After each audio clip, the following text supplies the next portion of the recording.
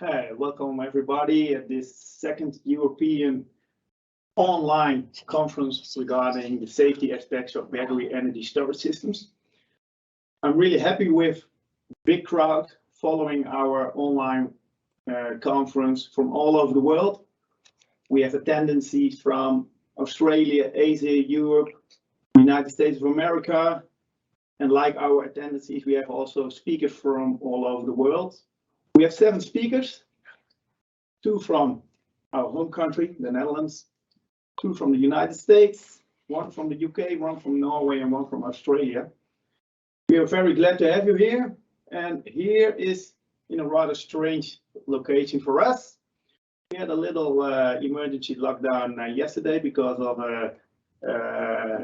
grid storage in the Netherlands, but our colleagues, friends from the safety region, Gelderland side, they offered us a great backup, and we are hosting this event from their studio. First of all, I would like to thank the Department of Energy of the United States and of course Pacific National Northwest Laboratories, Dr. Imre Gyuk and Matthew Paiss, who cooperated with us making this great program. And this program is meant to tell you the insights regarding the safety aspects of battery energy storage systems. And we will try to bring you those insights by presenting case studies, by presenting the regulations, by presenting some of the policy initiatives that are going on. And some of us, they are presenting some training tools that can be used to get the knowledge regarding battery energy storage systems in your head and in your practice. I think we are ready to have our first speaker. Maybe some let's say administrative notifications. The slides will be made public after this conference, and we also make video recordings of the whole afternoon. This afternoon is divided in 3 parts. We have 3 breaks from each a quarter of an hour, so you're able to do your things in these breaks. And finally, I would like to thank the crew that made this possible. We're sitting, you can see them, but I can see them. Who are sitting here next to me. By name is my colleague Tom Hessels. He's a researcher at our institute, the Dutch Institute for Public Safety. Sitting next to Tom, it's Monique. She's organizing events. And next to Monique, we have Theo Uffing, who took also part of making the technical arrangements that make this conference being broadcasted to you. We have to do with a very important subject. The energy transition, climate change, sustainability needs a way to store energy that we produce by wind turbines, geothermy, or, for example, PV panels. But the moment we use the energy and the moment we produce energy might differ in time, so we have to store this energy buffer. And one of the ways to store the energy is making use of battery energy storage systems. But what we also see, we have some incidents, we have some specific safety issues regarding the battery energy storage systems. And this conference is meant to tell you the insights regarding the battery energy storage system safety aspects. So that's for the introduction from my part. I would say we start with the first speakers. I say speakers, they come all the way from Australia. We have Rowan Luke, we have Matt Allen, we have Mark Collins and Ian Westwick, who are dealing with the Victorian big battery energy storage system fire. And I would like to give them the floor to present their experiences and their lessons learned from this fire they were confronted with. Okay, thank you, and welcome everyone. I'll just check to see firstly if you can hear us okay, and then secondly, you can see our slide. Okay, so have we got you on screen now?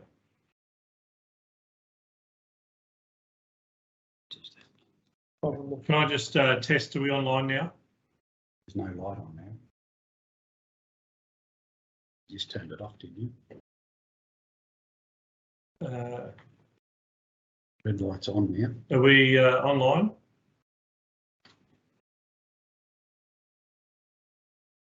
The dial's still on. I might just do a check if we can. Okay, so you can see our screen. Can you hear us okay? Maybe if someone can give me a thumbs up if they've got audio. Yes. Okay, thank you. Beautiful. Thank you, everyone, and welcome. And thank you for the opportunity to present what we'll say this evening, but I think this afternoon for you. So I'll just introduce, so I'm Rowan Luke, Deputy Chief Officer for CFA, so the Country Fire Authority in Victoria, Australia. To my right, Matt Allen, who's our Specialist Risk and Fire Safety Manager, who looks after CFA risk across the entire state of Victoria. Mark Collins. Mark is a commander within the local district, performed the role of the Operations Officer on days 2, and then fire investigation, led the fire investigation during the incident and after the incident. And Commander Ian Beswick, who is one of our level 3, so our senior incident controllers, and he was the initial incident controller after the handover and establishment of an incident management team. So just a bit of spatial awareness. So we're in the bottom southeast corner of Australia, in the state of Victoria, and to the southwest of Melbourne, just out of Geelong, and Geelong's a provincial city that abuts Melbourne. The location itself, so the fire itself was in the country area of Victoria, so the CFA area, but it has response arrangements from Fire Rescue Victoria, which is our sister fire service. Fire Rescue Victoria employ paid firefighters, and CFA are a voluntary firefighting organisation supported by paid staff. So we might move on to the next slide. So Matt will just give you a bit of a rundown on the renewable energy situation in Victoria. Thanks, Rowan. So the main 5 renewable energy systems that we have in Victoria are obviously solar and wind. We also have hydro, geothermal and bioenergy. These are the main renewable energies that we have, and now we've also got the major battery installations that are happening in Victoria right now. So part of the major renewable energy sector for Victoria is solar and wind, with the others make up the bulk of that one. Thanks, Rowan. As you can see from this map of Victoria, there is a large amount of solar and wind, and you can see there that there are a number of battery installations across the state. That just gives you a visualisation of what we've got at the moment. Thanks, Mark. So as part of the process, back in 2019, CFA decided that there was a real gap in the market in relation to any guidance to industry in relation to the installations from a renewable energy sector perspective, and we developed a guideline. This guideline was developed to help developers understand from a risk management perspective, an emergency management perspective, and what we needed from fire safety measures, and it helps the developers to work through that process of developing their sites into a safe environment. The guideline went into a major review after the Victorian big battery fire, and the one you can see on the screen now is our brand new renewable energy guideline, which you can find on the CFA website if you wish. And what I'd like to say is feel free to use that guideline as you see fit within your own areas. So the Victorian big battery is located in Moorabool, which is a rural area about 6 kilometres from the northern suburbs of Geelong, and Geelong is a heavy urbanised and industrial area. It was under construction at the time and it was going through a commissioning phase, so it was yet to be fully powered. Victoria, the rest of the country, is heavily involved by COVID at the time. We had significant COVID restrictions, which limited our access prior to the site being commissioned to have any site inspections and pre-plans. Although the construction was able to proceed under some tight restrictions. The time of the fire, the 300 megawatt battery was the largest in Australia and one of the largest in the world. And as an example, the battery itself has enough power to energise 650,000 homes for an hour, but its role is around providing network sustainability and stability rather than significant power supplies. So just a lap around the Tesla Megapack. I'm sure most people that are online tonight will have an understanding of them, but they're essentially a giant uninterruptible power supply, for want of a better term. In the Australian version, there are 13 battery modules in the unit with 12,000 individual cells over 6 trays and around 156,000 18650 model cells. There's a DC-DC converter per battery module, which is 400 volt to 900 volt DC, and AC DC inverters, 900 volt DC in and 510 volt AC going out. They're bi-directional. They've got 2 cooling systems in them, which is a glycol system and a refrigerated system using R134A refrigerant. And they have very effective thick insulation on the doors and side walls of the unit, allowing them to be used in a range of environments from hot to cold. I'll go over in for a site layout. So this is the site layout while it was under construction, and the road that runs down there is the Geelong Bland Road. As you come into the site, you'll see there's 2 tanks where there's some fire trucks parked there, 2 20,000 litre tanks that were there initially for the firefighting. There's no reticulated water on site, it was all tank water. As you move down from the tanks, there's a number of buildings. So there's a big dome building there that we used as the IEMT facility to have all the agencies there. Below that, there is a couple of APCO huts. One of those huts we took over and made it an on-site ICC.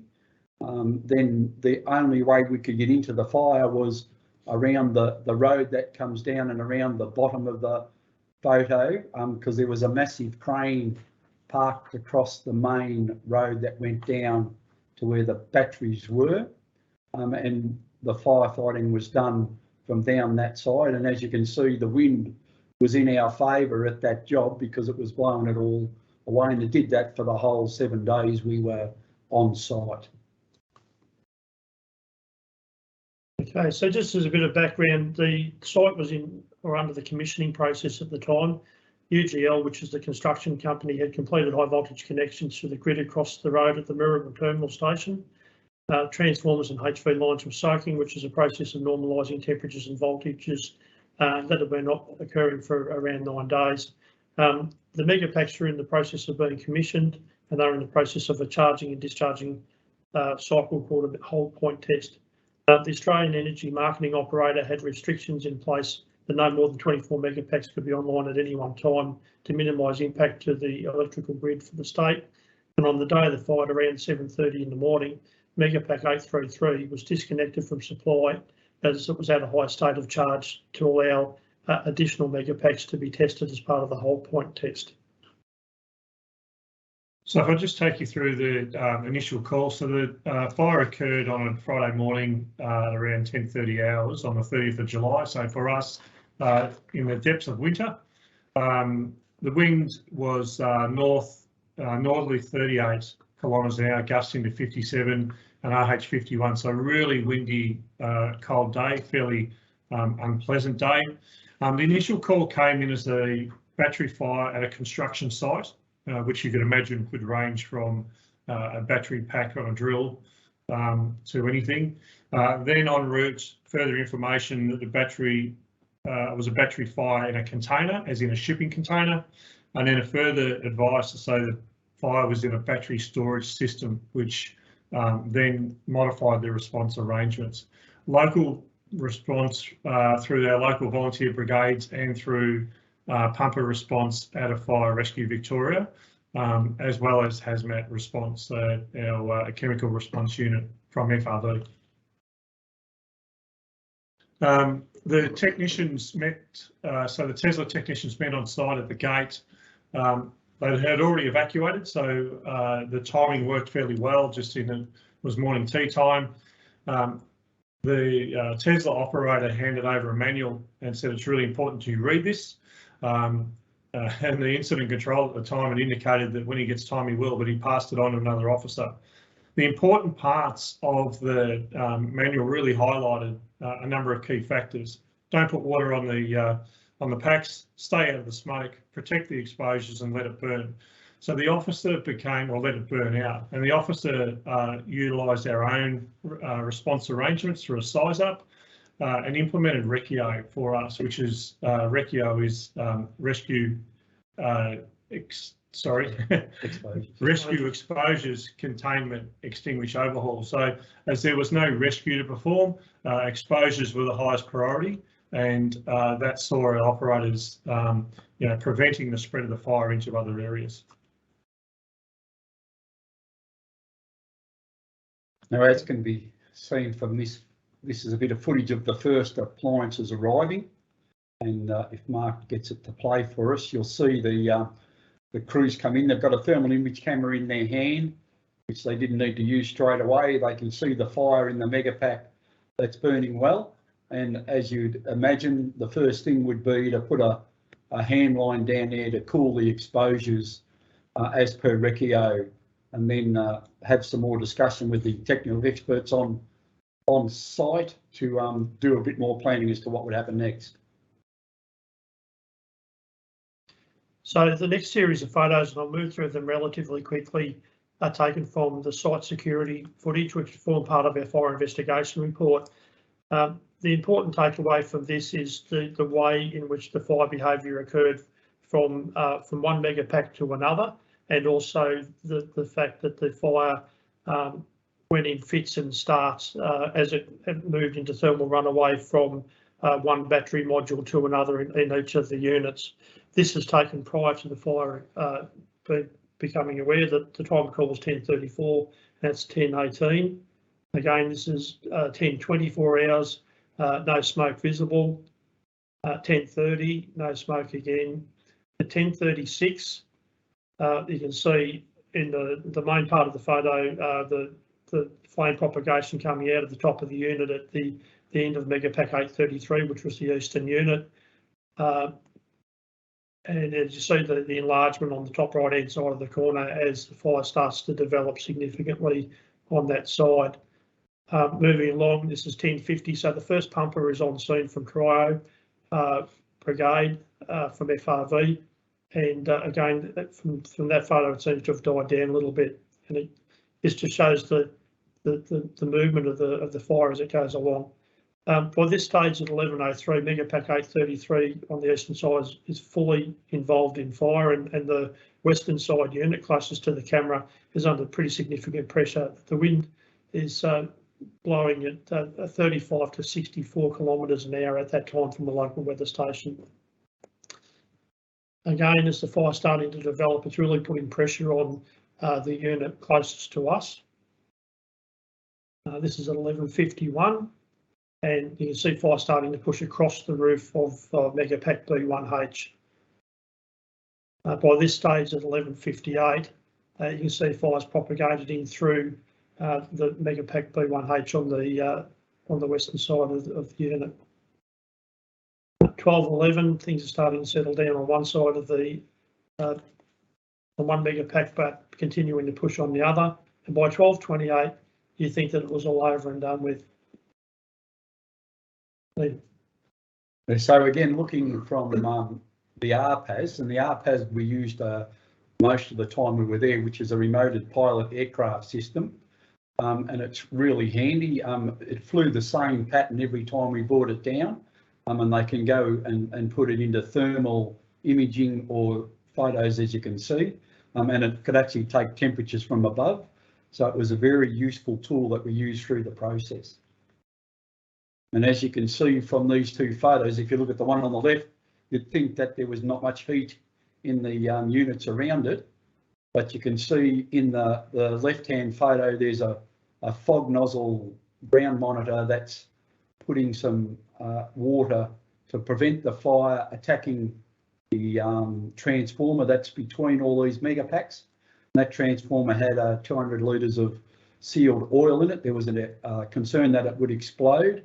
So we put in a 20-metre exclusion zone and had just monitors to cool all the exposures. And you can see in the right-hand photo, it's very hot, and the monitor's doing a good job to keep the transformer cool. The other thing to note on that, on the left-hand photo, is the singeing to the adjacent megapack that wasn't involved in fire as well. And again, that's just another picture showing that, you know, you look at the one on the left, you think, oh, it's just about all over, and you can see the hose lines laying on the ground where we've left them in situ, but the photo on the right shows that it's still very intense and hot inside. Water supply and application considerations. So the water supply was a real issue. As we said, there was only the two 22,000 litre tanks on site that we used initially.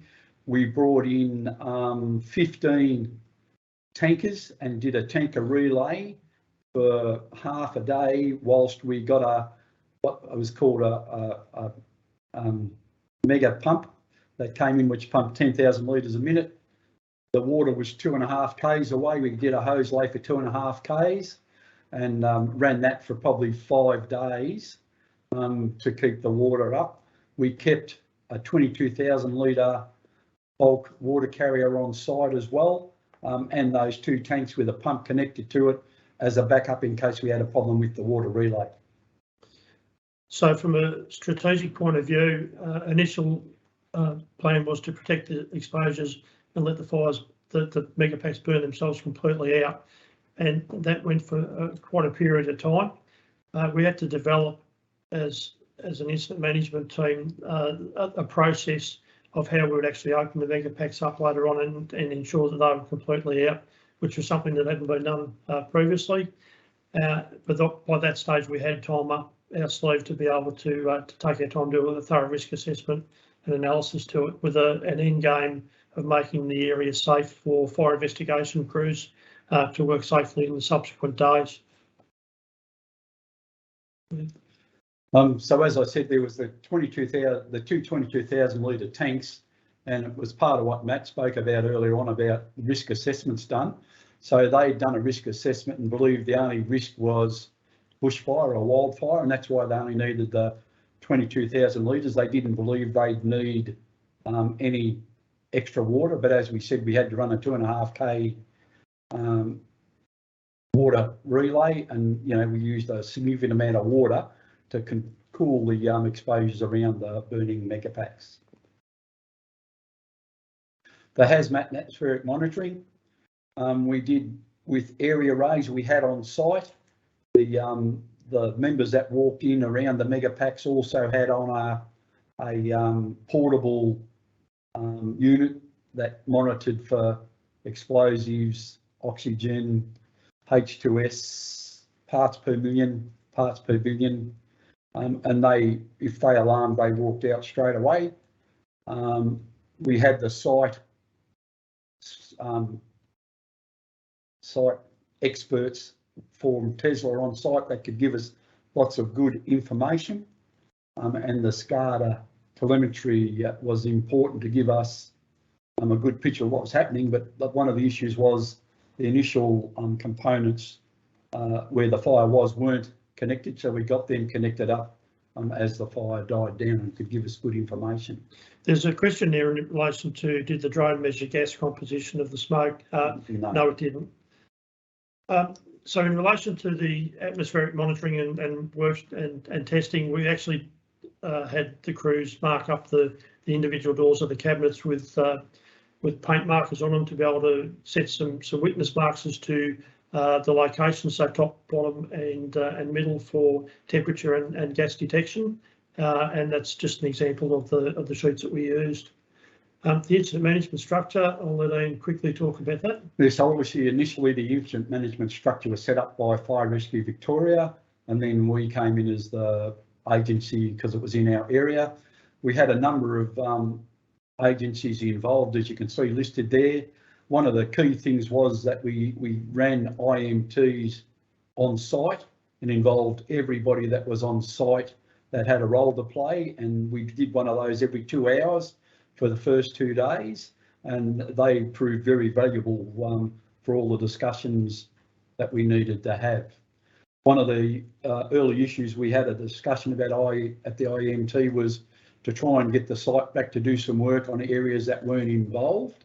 Where we were happy for them to do that, we clearly marked off the areas where the burning area of the megapack was and allowed people on site. I gave them the briefing the day they came back to just let them know the site was under our control. They needed to keep away from firefighters, not interfere with anything that was happening, and that worked well. From a fire investigation point of view, there's a document that's used in Victoria called the Victorian Fire Investigation Policy and Procedure document, which brings all of government agencies together in relation to the roles in which each of us play for fire investigation. From the fire services, we had our own team. We also included WorkSafe, which is the regulatory authority for construction work, etc. in the state. Energy Safe Victoria, who are the regulators for electrical energy and gas within the state of Victoria. Environmental Protection Authority, some senior engineers from Tesla and their own engineering consultant. We also included Victoria Police as well, in case the coroner chose to investigate the fire as he may in the state of Victoria under a public interest component. The outcomes, and there's a website that we'll leave at the end of the presentation. We're able to identify clearly that the fire started in Megapack 833, Bay 8, slot number 1. Significant root cause analysis process was put together, led by Energy Safe Victoria, their experts, and the Tesla team, to show that there was a coolant leak into a power electronics component. But what did come out of the investigation was some Swiss cheese issues in relation to small things that all line up together that create a problem. One of them was by isolating the main switch, the service control switch to Megapack 833, it disconnected power to the entire unit.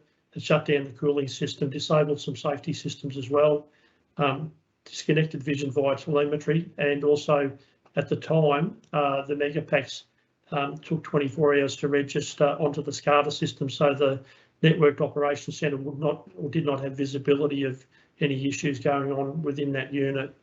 As far as propagation from one unit to another, we found the deflagration hatches on the top were of combustible material, and that allowed for the propagation from one unit to the other.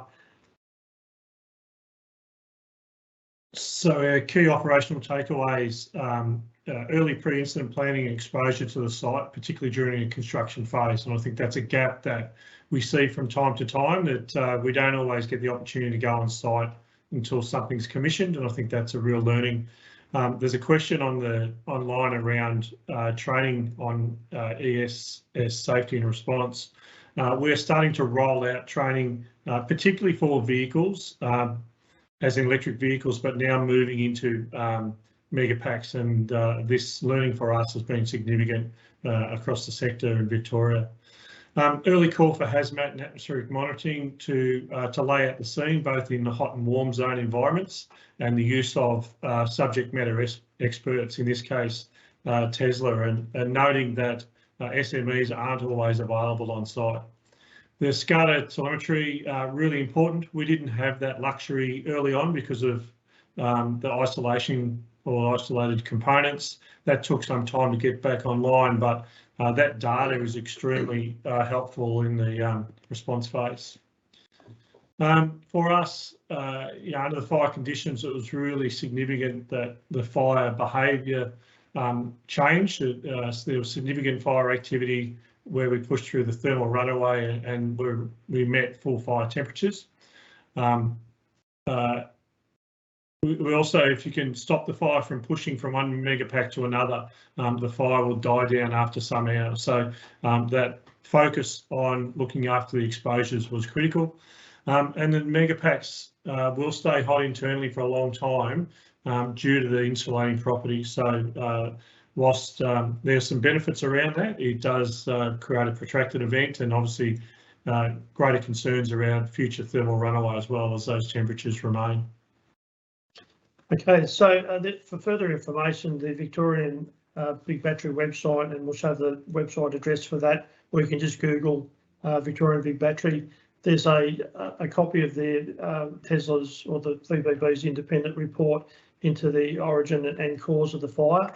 If you go to that website, click on the news icon, and that'll bring you down to where that report is located. Any questions? And great work, Rowan and your crew. Thank you for giving this brief but very precise overview of the fire itself, and of course how you, as a fire brigade, responded to the fire. Rowan, I thought one question you and your colleagues did already answer 2 or 3 questions in the chat, which I would like to stress to all the guys and women who are attending that you can post your questions in the chat. But one question was, can you tell us something about the mutual distance between the megapacks and, for example, the transformers that are positioned nearby? Is there anything you can specify regarding to this distance? So I think for us, one of the learnings, we were of the belief that the fire would be contained within the megapacks, and that allowing the fires to burn out is the safest option. But it was really obvious that there was fire transfer from one megapack to another. There is a heat barrier that's now been established at the top of some of these megapacks, which is being trialled to help prevent fire spread. In a technical way, I would prefer to see greater separation between megapacks and the transformers. The distances I think we're talking between in this example is probably 1.5 metres from between each row, and probably 0.5 metre between the megapacks end to end, and probably around 1 metre between the transformer and the megapack as well. So I would certainly like to see greater distances, but which would then decrease what we would see as a priority around maintaining the exposures, which would then mean that we could keep our crews further away. Yeah, thank you very much for answering this question. It's 2:30, and of course we thank you being up so early in Australia and giving us these insights, even when you might normally be asleep at this time. But great to have you in our online conference. I would like to proceed with our next speaker, which is also from another time zone than from the Netherlands, but that is almost an hour, so that's less harsh than from Australia. I would like to give the floor to Paul Christensen, and he would like to give us the insights regarding the vapor cloud explosion possibility hazards that go with battery energy storage systems. So Paul, if you are ready, I would like to give you the online floor and share with us your insights regarding this vapor cloud explosion phenomenon. Thank you very much. Let me just stop this doing the timings. You always have to remember to click the right buttons. So yes, so thank you very much. I'm just going to share again because I need to turn the sound on. Right, so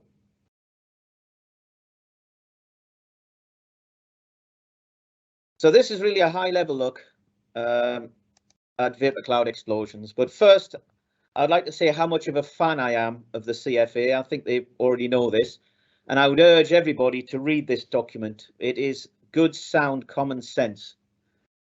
So the first point I want to make is that lithium-ion batteries are actually thermodynamically unstable, and they shouldn't exist. Essentially, when fully charged, the energy of the graphite electrode lies above the stability window of the solvent. So immediately the solvent is reduced. Now, if this went on, essentially you would generate heat and gas and you'd be in thermal runaway and the battery would just explode. The reason it doesn't is that you form a layer, a prophylactic layer, on the surface of the anode particles that blocks any further contact with the solvent, but still allows lithium ions to pass through it. So this is like a serendipitous safety device. Takeaway messages from this is really clarification. I would say that vapor cloud explosions are understated at the moment, but we need to understand that thermal runaway is really a cell level event, that thermal propagation is cell to cell, module to module, and that thermal runaway does not necessarily incorporate fire. If there is no ignition of the vapor cloud that is produced during thermal runaway, then it will be continually produced and it's toxic. If there's an immediate ignition, the vapor cloud is obviously ignited, replaced by a thin fume, and you get the rocket-like flames. If the ignition is delayed, you can get a vapor cloud explosion. And in brackets, because this isn't the subject of this talk, it is not clear yet what effect aging has on the stability of lithium-ion batteries, and there is no acceptable test to prove the safety of second-life lithium-ion batteries, for example, used in battery energy storage systems. Just to remind you, the different form factors, shapes and sizes. We have cylindrical, which are a bit bigger than AA battery size, prismatic, which are about the size of 2 cigarette packets joined end to end, and pouch cells. Many cells make a module or string, many strings or modules make a pack. All form factors are employed in electric vehicles, residential and grid scale battery energy storage systems. But initially, the cylindrical and prismatic cells were only ever designed for use in portable electronic applications. So what is thermal runaway?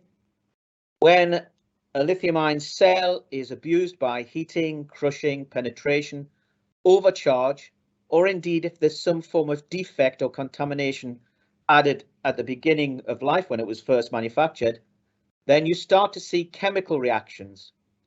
And these supersede the electrochemical processes, which just the movement of electrons and lithium ions. These chemical reactions supersede these electrochemical processes and they generate heat and gases. The heat speeds up these chemical processes exponentially, the red line, and you get more and more heat and more gas until you end up in thermal runaway, uncontrolled positive feedback. Heat is dissipated linearly, and essentially, as academics, we are still fighting about the meaning or the definition of thermal runaway. The easiest definition is that when those two lines cross, you will see a measurable temperature rise. And so thermal runaway has been defined as 1 degree centigrade per second temperature rise, 1 degree centigrade per minute temperature rise, and even fractions of a degree centigrade per minute temperature rise. Now, thermal runaway should be prevented by all the safety systems, but generally the safety systems within the battery basically activate too late to stop thermal runaway. Now, eventually, cylindrical and prismatic cells, the blast caps on these will break, and the gases within will vent. Pouch cells will just burst. When they do, they take with them small droplets of the organic solvents, and you have a rich mixture, predominantly hydrogen and carbon monoxide, but also with an interesting amounts of hydrogen fluoride, hydrogen chloride, and hydrogen cyanide. You also have small organic molecules like methane, ethane, and other hydrocarbons like acrolein and benzene, as well as sulfur and nitrogen oxides. In essence, what you have is a vapor cloud.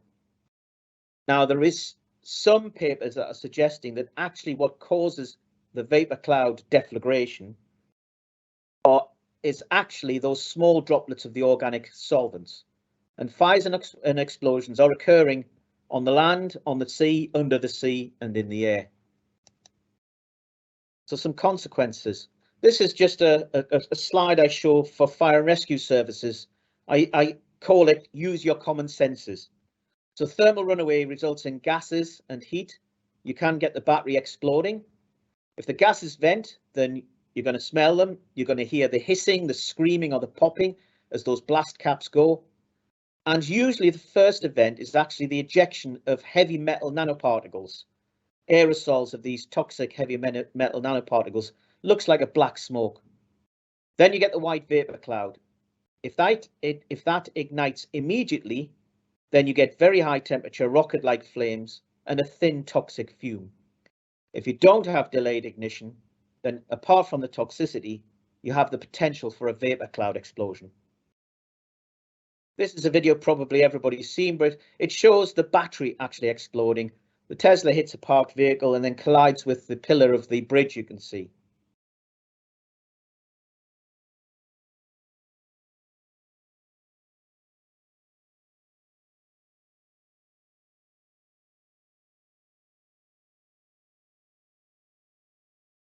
So remember, there's no petrol or diesel. This is from some experiments we did last spring at the DNV site at RAF Speedadam. And this shows what happens if the vapor cloud ignites immediately. This is a single 1.7 kilowatt hour module. There are 24 of these in a 40 kilowatt electric vehicle.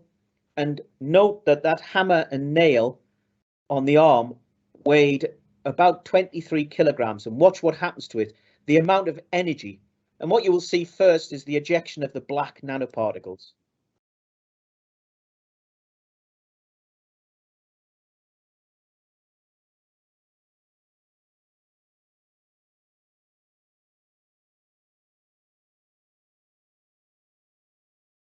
This is a small residential battery energy storage system. It's about 13.6 kilowatt hours. In the UK, commercial systems run between about 2 kilowatt hours and 130 kilowatt hours.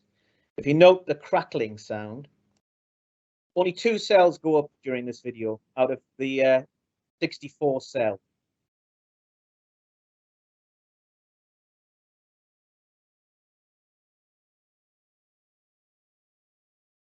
The crackling is the explosive spalling of the concrete wall behind. Lumps of concrete were projected 20 or 30 meters horizontally and up to 10 meters vertically. And of course, this is causing concerns about underground car parks and other structures.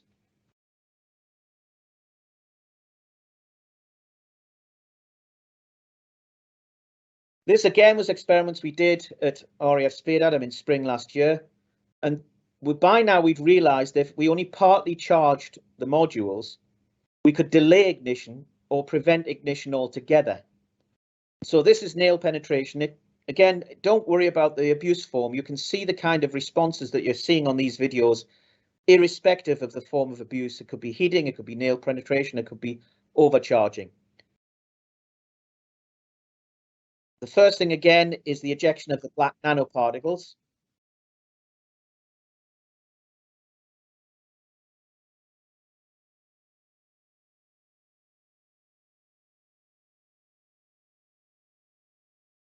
Now, from the literature, it appears that you get between 300 and 6,000 litres of the vapour cloud per kilowatt hour. The lower explosion limit is, again, from the literature, said to be between 6 and 11%. And that actually the LEL is generally higher than the immediate danger to life and health levels of the various toxic gases in there. You always get 2 forms of the vapour cloud, a lighter than air one and a heavier than air one. But which dominates, we cannot predict as yet. But it's not simply about the temperature of the gas. Now behind us, we've got a plastic blast wall, and which is why the light starts to fade. But you can see that this container filled from the roof downwards. In other experiments using other battery chemistries, the container filled from the floor upwards. And now you can see the heavier than air component. And it was the heavier than air component probably in the surprise explosion and definitely in the Merseyside explosion that actually went up. When the module ignites, when we were trying to cause a deflagration, but we failed, sadly. When the module ignites, you'll see the gases reverse as they're consumed by the fire. They stop, and now they start to reverse.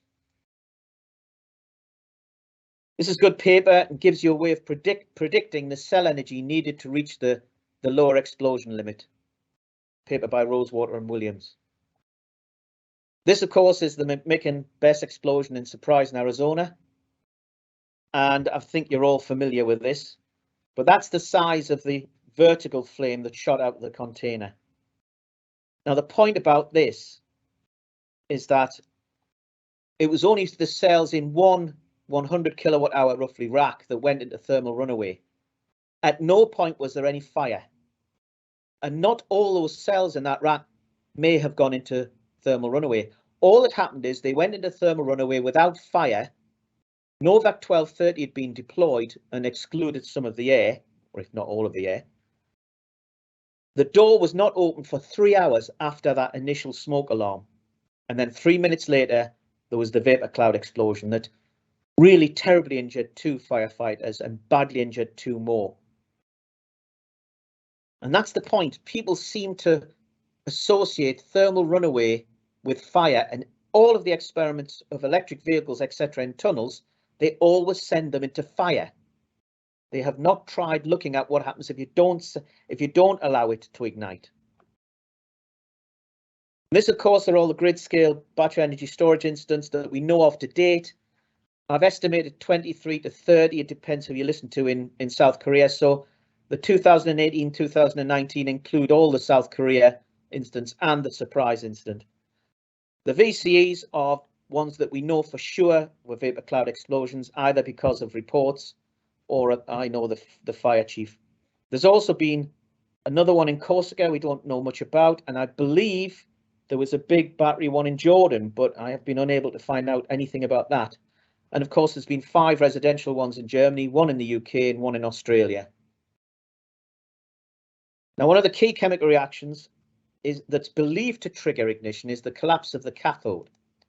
So if you overcharge or if you heat a cathode such that the lithium ions are removed, its structure collapses. And you can see that LFP batteries, this doesn't happen until 310 degrees centigrade or more. When that structure collapses, it generates oxygen, reactive oxygen species, and lots of heat. And it is perhaps responsible for ignition. The oxygen and the reactive oxygen species can cross over to the anode and react there, generating a huge amount of heat.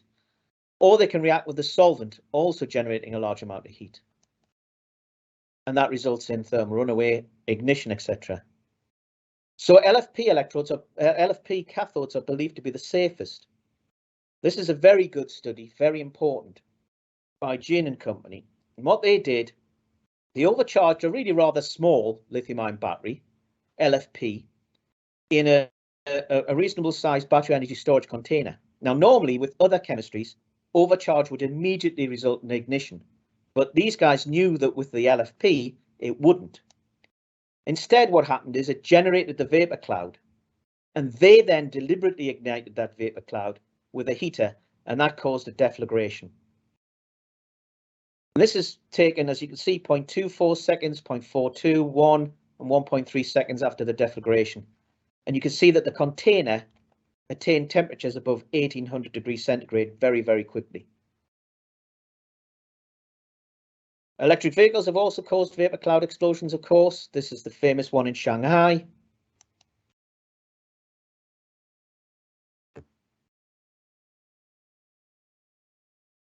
And it takes out the cars either side. So that's a deflagration external to the vehicle. And I believe from EV Fire Safe, Emma Sutcliffe, I believe 14 or something electric vehicles have caused vapor cloud explosions. Now, because you're generating a lot of vapor cloud, even small lithium-ion batteries can cause vapor cloud explosions. This is just an e-scooter, obviously going into overcharge, failure of the BMS. The dog seems to be the cleverest creature in that particular room. Oops, back. So that one's failed. Anyway, sadly, this one seems to have decided not to play unless I actually stop that. No. Okay, well, essentially it goes into thermal runaway and produces the vapor cloud, which then deflagrates. And that's only a small lithium-ion battery, less than 0.5 of a kilowatt hour. These are the residential ones that have gone up in Germany, 5 of them so far. These are commercial systems. Again, thermal runaway does not need to result in fire. If you've got no ignition, then toxic and the flammable and potentially explosive vapor cloud is continually produced. Immediate ignition, you get fire. If you suppress that fire, you replace the fire hazard with the vapor cloud, the explosion hazard again. And this next video highlights that. I hope this one plays. These are experiments we did at Durham and Darlington Fire and Rescue Services, testing various so-called lithium-ion battery specific fire extinguishers. We had a 5-module, again, it's actually 1.7 kilowatt hours, but it's 5-module system with thermocouples. We used water lamps, F500 water mist, both of which knocked down the fire quickly in case of the water mist very quickly, and it prevented propagation to the top 3 modules. But large quantities of very dirty water was produced from the cold cut cobra. Liquid nitrogen, by the way, worked not at all. This, after 3 minutes, we were using aqueous vermiculite dispersion. It took about 3.5 minutes for the fire to be killed, only for huge volumes of the vapor cloud to be produced, and thermal propagation spread to all 5 modules, which is why we had large volumes of the vapor cloud. And we realized that we had to pull the fire officer out very quickly because of the vapor cloud risk, as you can see. So he then gets called out in a couple of seconds' time. This is a proposal for a battery energy storage system not far from me. Clearly, the proposers have not read the CFA wonderful document. And my experience of reviewing a number of planning applications in this country and abroad for grid-scale battery energy storage systems is there is a woeful and dangerous lack of knowledge about the risks and hazards associated with lithium-ion batteries. But don't get me wrong, I'm not trying to demonize them. I think they're fantastic things. And thank you all for your kind attention.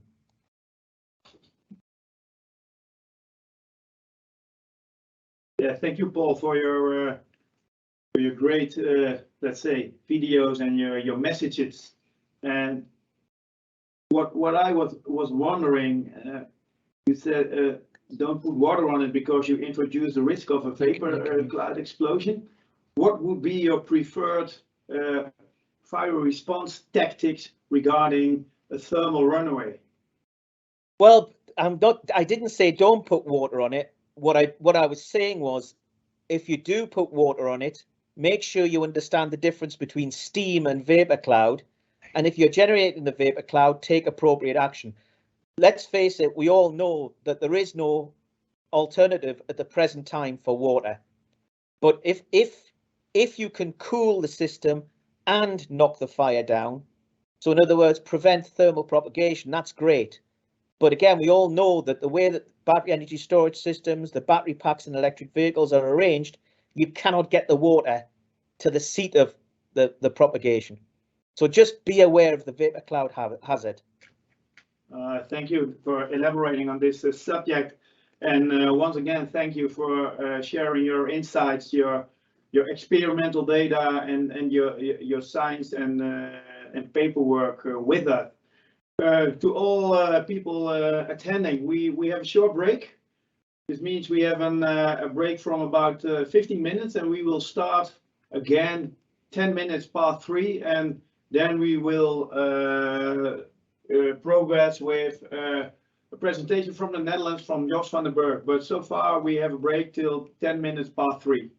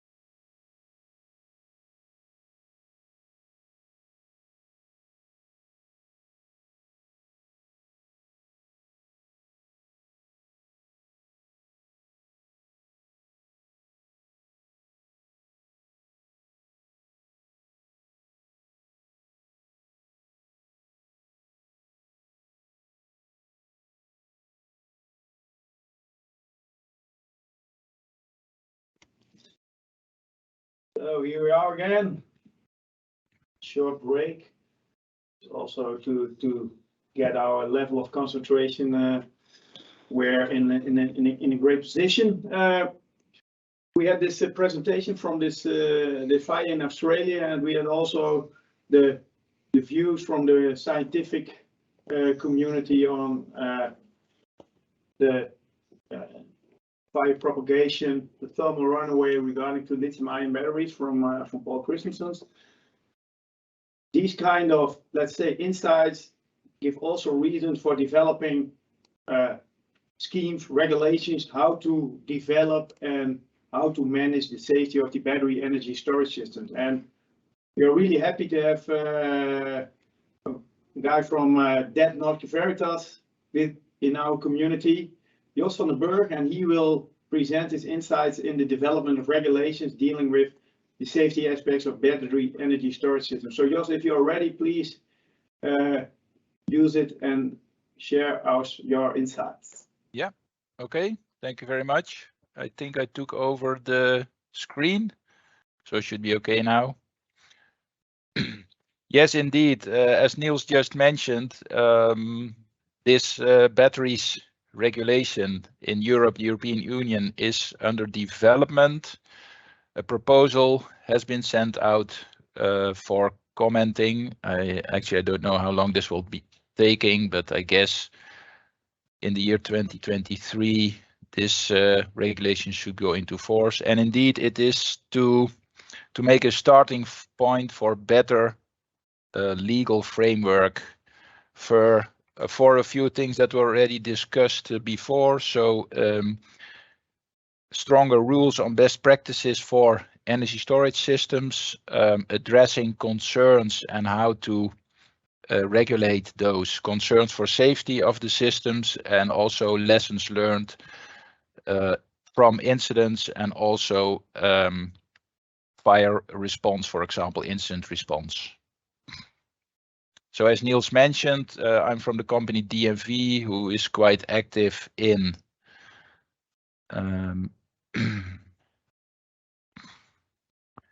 so in the energy business for certification, verification, inspection, but also advisory services.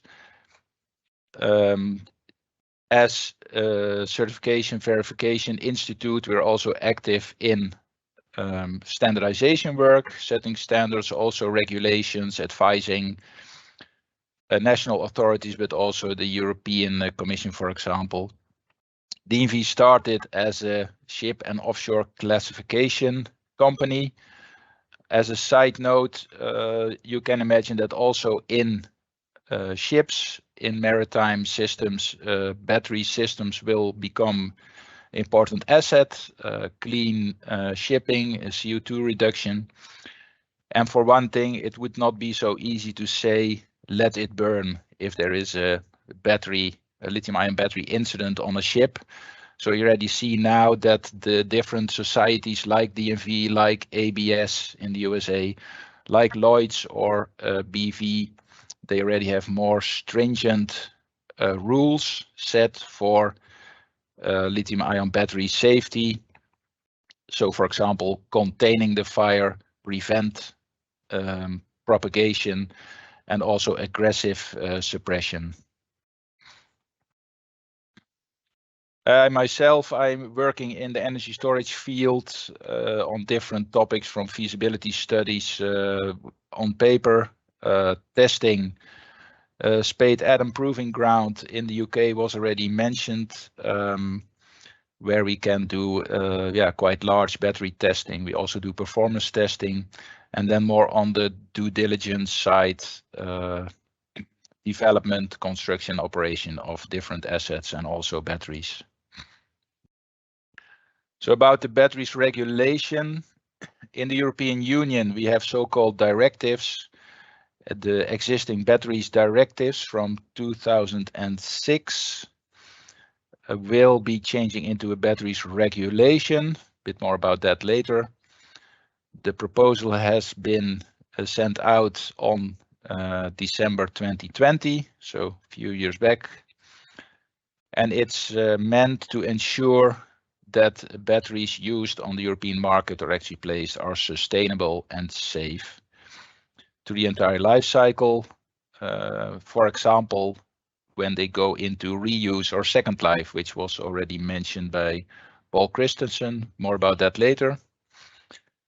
So the batteries regulation is part of the European Green Deal, focusing on a sustainable future for the European Union as a whole, and for batteries, this is also aimed at a circular climate neutral economy. And to set the scene, every year the amount of batteries to enter the European Union is mentioned here, 800,000 tons, 800 million kilos of automotive batteries. The so-called starter, ignition and lighting batteries for now, but more and more, of course, lithium-ion batteries for propulsion of the vehicle. Then you have industrial batteries for different solutions, and a lot of batteries for consumers, like your famous cell phones and laptops. So they all have lithium-ion batteries, and if, for example, I would have a storage of battery or of computers to be sold, let's say 100 laptops in my store, this is also all already comparable to a medium-sized energy storage system. So for safety concerns, you should have the same measures, for example.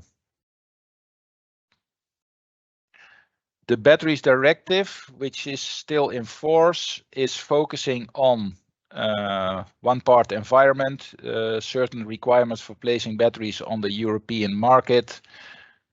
For example, the famous icon not to throw your batteries into the waste bin, and also the heavy metals mercury and cadmium are not allowed in consumer batteries since around 2006.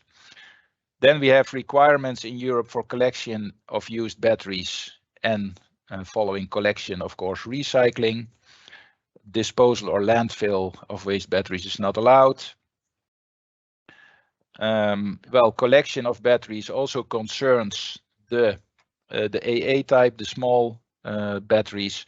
So for that, of course, it's also very important to inform or even educate the public. So one of the main themes in there is to have a recycling system in all European countries, that people know where to go with their used batteries. And the collection target for portable batteries is only 45%, let's say almost half of the amount that is used. And you can imagine that the rest would still go between the household waste and things like that, or maybe scrap metal. But the directive, you can see it's focusing on collection and recycling, has no requirements for performance, safety, or battery information, for example, for reuse. So the topic of today is mainly safety, but also information, battery management information would be very helpful. So the difference between a directive and a regulation, don't quote me on this, these are my own words. A directive is more meant from the European Union to give member states the assignment to develop laws that create conditions for certain technical developments, improvements. So this is quite high level. The directive will tell member states to work on legislation, and then this can take a long time. A regulation, so the new proposal says that the member states, so the countries of the European Union, must develop rules. So a rule is more clear, distinct requirement for technical solutions or for other processes. So it gives more legal certainty, because in the batteries regulation you will have practical rules for about your battery system, your battery management, your processes, etc. So yeah, in the Green Deal, it is not just about safety, also sustainability, reuse of materials, sustainable mining of raw materials, then safety, as I said, and also high performance. So certain key performance indicators like slow degradation, let's call it like that, efficiency of the batteries and things like that. So for example, it's important to use responsibly sourced materials, as I said, restricted use of hazardous substances. I already mentioned mercury and cadmium. Also lead content of different electronics devices is very restricted. Of course, this is very different for the lead acid battery. That is because the chemistry is based on lead. That's a different kind of exercise.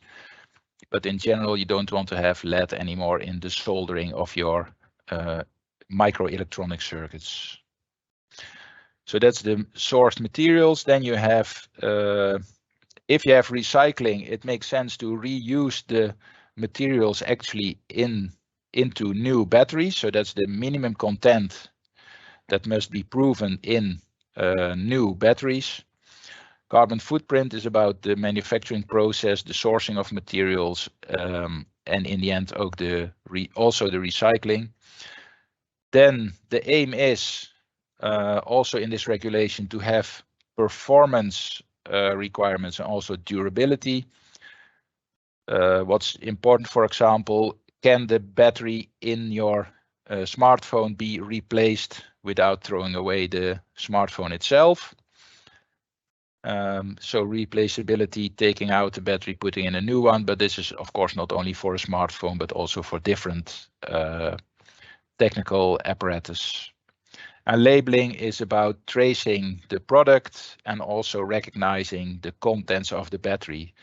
So if it says lithium-ion battery, there are more things to know about it. So it's not just the capacity, but also the chemical compounds, the most important materials inside. Is it cobalt, nickel based, or is it just iron phosphate based? And then one of the numerical rules is meeting certain collection targets. So in each country, a certain percentage, certain amount of batteries, of used batteries must be collected and also recycled. And in addition, the batteries regulation is also about providing incentives to invest in production capacity. As you may know, until recently, there was not so much production capacity manufacturing of lithium-ion batteries in Europe. So with this regulation, this is also incentivized with research subsidies, but also investment for factories. And what you see now is that both existing companies from all over the world come to invest in batteries manufacturing in Europe, but also newcomers, European companies, standalone companies, but also in collaboration with, for example, the electric vehicle industry that exists in Europe. So that's, let's say, another business of the batteries regulation, apart from setting the scene for safe and performing batteries. These are the numbers for the collection of used batteries and how much recycled content of materials should be in newly produced batteries. So currently it's 45% for portable batteries, so consumer electronics, toys, things like that. And we want to bring it up to 65% collection in 2025 and 70% in 2030. So this is about the organization of a retail market for portable batteries. For example, in the Netherlands, there's quite a good organization, and also in other European countries. So it's the assignment for these existing organizations to improve their processes. Then the regulation says that other batteries, so not the portable, but EV batteries, industrial, they need to be collected in full. Either by the producer, so the one who is producing the batteries or bringing the battery to the European market from abroad, or by a certain organization. So then you have a collaboration organization meant to collect and recycle these batteries. So for example, in the Netherlands, there is a specific organization for the recycling of cars, also electric vehicles, including their batteries. So then this organization relies on the EV and car manufacturers to organize the collection and the recycling.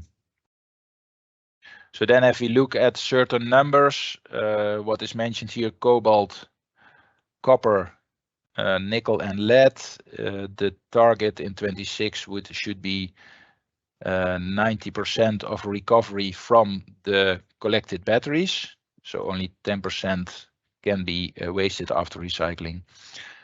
And then we want to further increase this amount, so 95% of saved materials from the collected batteries. Lithium is a completely different story, although the batteries are called lithium-ion batteries. Actually, the lithium content is quite low, and it's even more difficult to extract the lithium or lithium compounds from the batteries. That's why these, maybe it surprises you, but these numbers are quite low. But actually, on the other hand, it's very hard to get the lithium out of the battery. Then the next step is that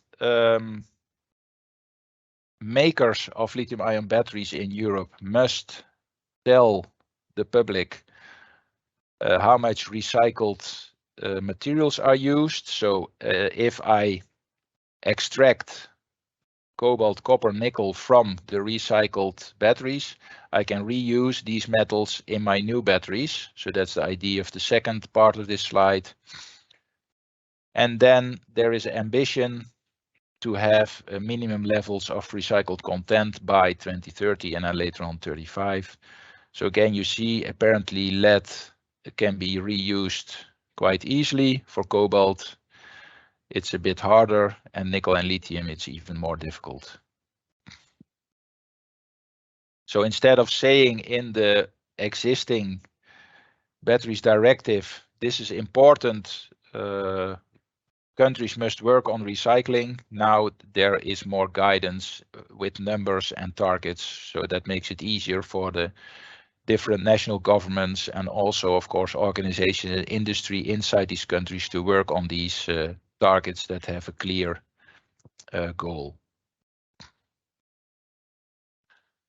You may know the European Declaration of Conformity. It is very well known for different sectors like children's toys, for low voltage directive, safety of electric installations, but it was until now non-existent for battery systems.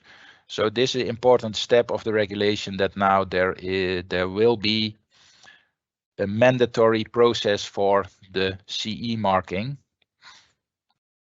Part of this is a technical file that shows conformity. This is, by the way, not a publicly available file, but it's company property, and only the authorities, local authorities, will have access to this file in case of, let's say, an incident or a dispute.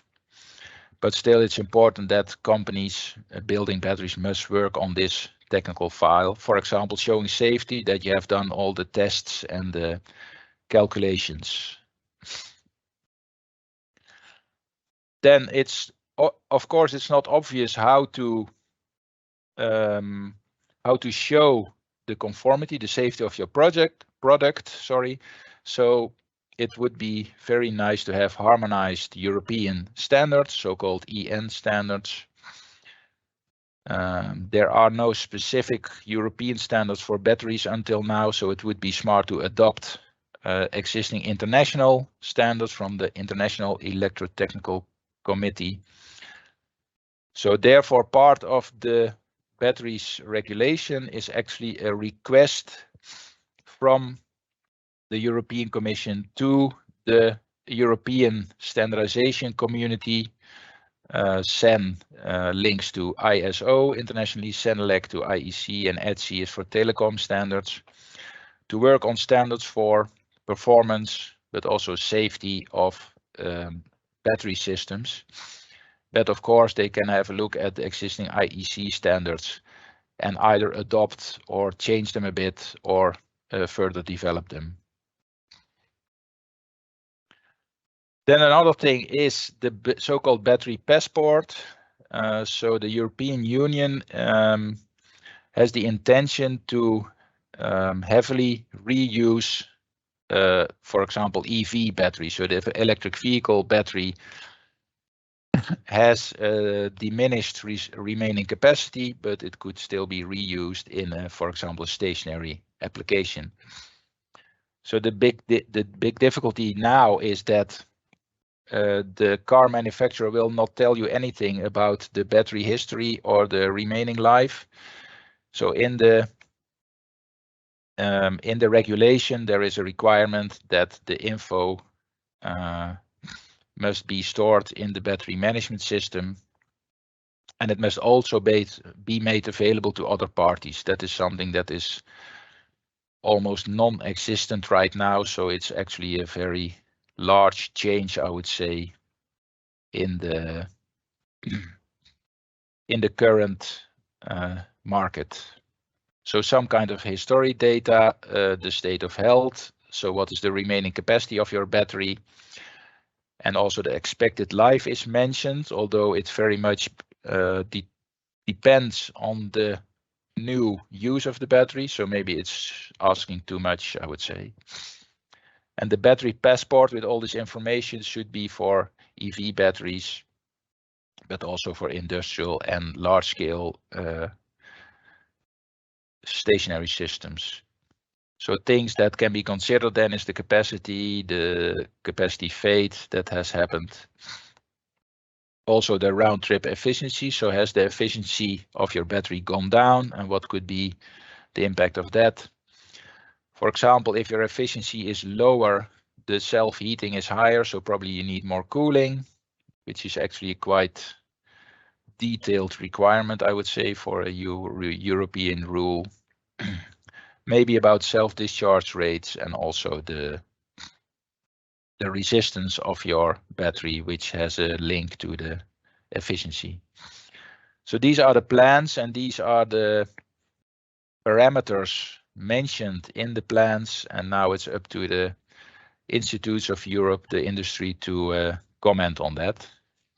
Then if we talk about safety,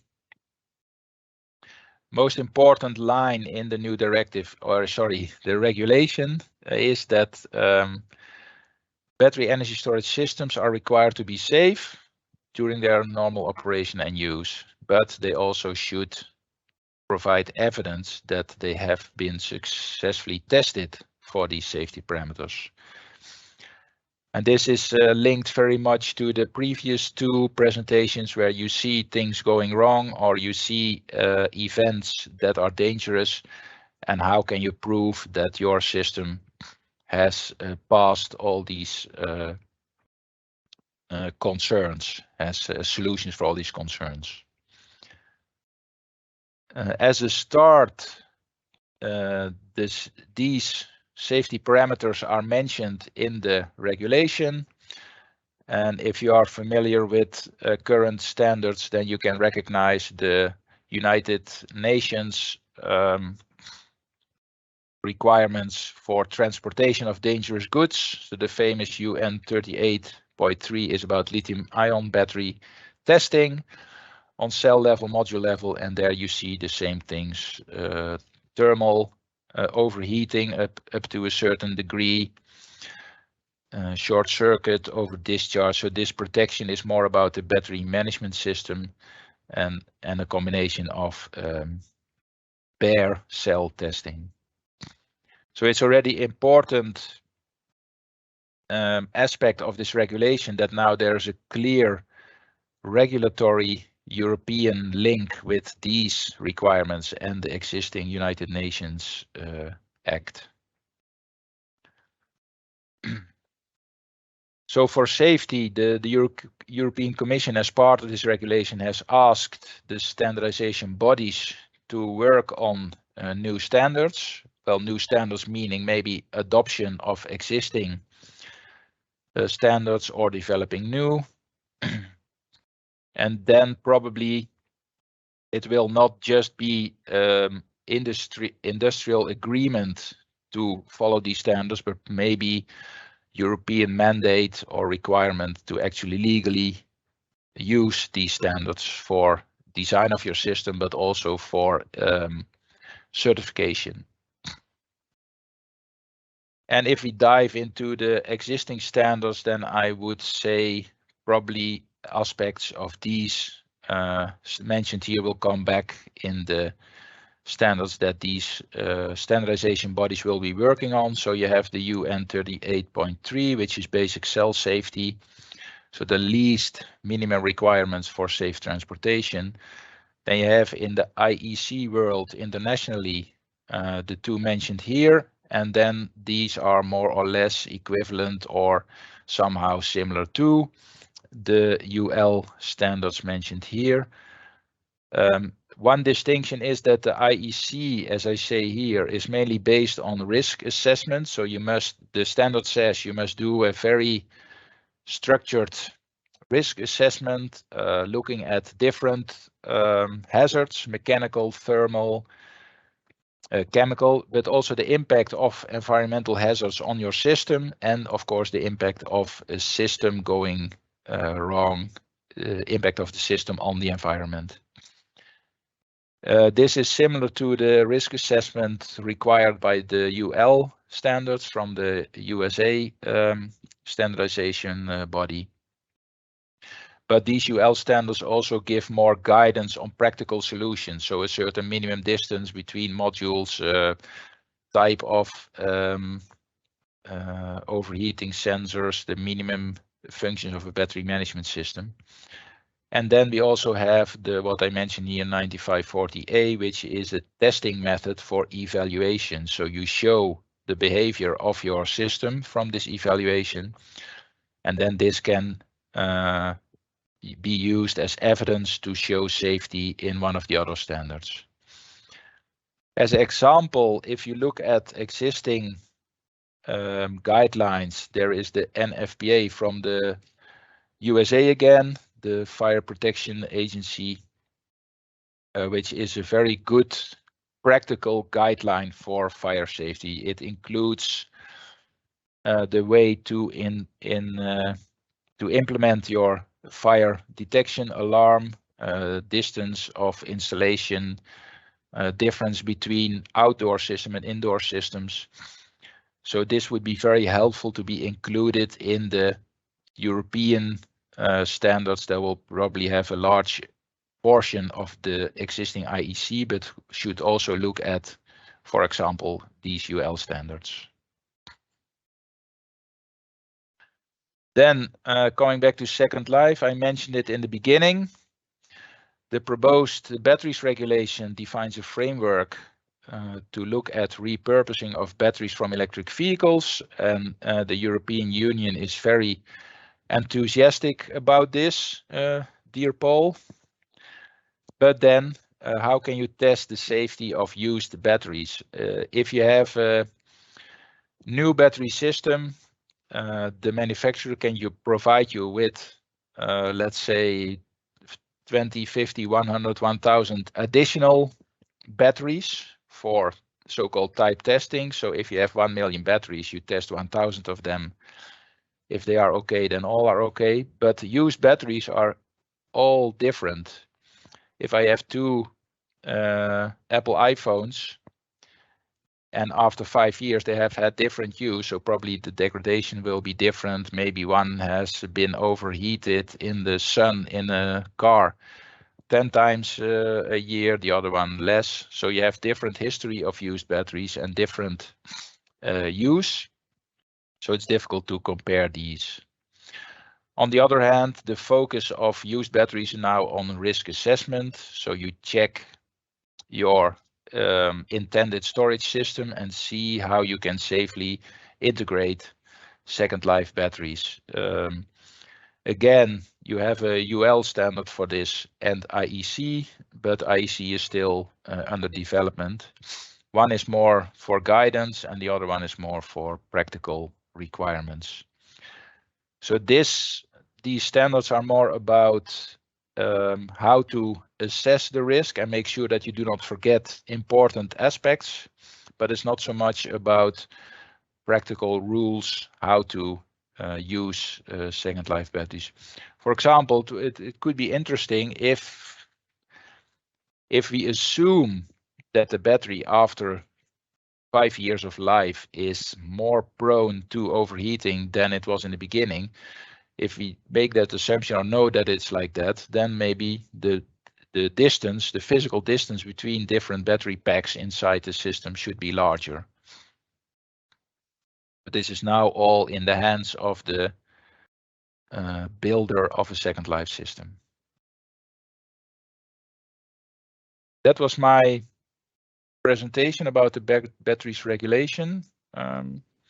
If there are any questions, if you have time for that, Nils, I don't know.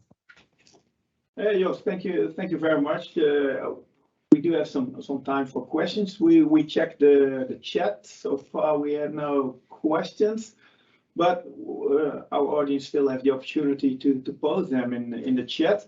One question that came to my mind, Jos, was you talked about those second life batteries and how to assess the state of health for reusing them.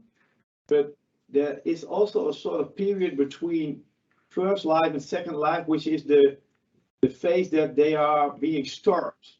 And I know that we in the Netherlands are dealing with battery storage safety measures, AGS 3732, as you know. Is this also part of the work and the regulations that you are and your colleagues in Europe are developing? So the second life storage safety measures that should be taken into account when dealing with second life batteries? I think it's a bit missing actually in these, in the regulation. It is not really addressed in the standards. It's a bit mentioned, but not so much indeed. Yeah, indeed, in the Netherlands we are working on guidelines for that. So the shelf storing the warehousing of lithium-ion batteries. So that is battery storage in the other sense. Can I ask a question? Sorry. Yeah, sure, Paul, go ahead. I put it in the Q&A instead of in the chat. I'm not very good with technology. As I understand it, EU's batteries regulation does not require any testing of second life batteries. I saw no mention of UL 1974 or whatever. And if so, and all I've seen is that it relies on the access to the information stored from the first life in the battery management system. And that's the only thing it's relying on to assess the safety of the battery management of the second life batteries. If correct, do you think this is sufficient? Surely testing is essential as well as access to the first life data. And yeah. IEC 63330 and 63338, which are, as you say, are being drafted, they basically say exactly the same thing. They rely only on the BMS data. And 63338 explicitly states there is no test widely accepted to prove the safety of second life batteries. And I basically, first of all, I'm asking, do you think that access to the BMS is sufficient? And secondly, do you think OEMs will actually be happy to release that first life data, given how it's very valuable intellectual property? Yeah. Yeah, first of all, the last topic is the first hurdle and maybe the highest. Indeed, how do OEMs, or to what extent will OEMs agree with this?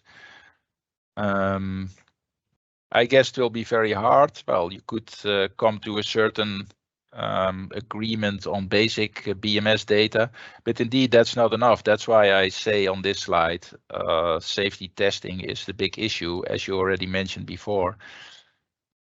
Indeed, it is not mentioned like this in the regulation, but in parallel, the European Commission has asked the standardization bodies to look into this. And if if the standardization in Europe will just follow the IEC mentioned here, then we're not at the point where we should be indeed. Yeah. Well, why don't you just follow the UL standard for second life batteries? That seems to me to be an example of good practice. Yeah, yeah, I agree. So they should, or we should also look into that. Indeed, yeah. Thank you.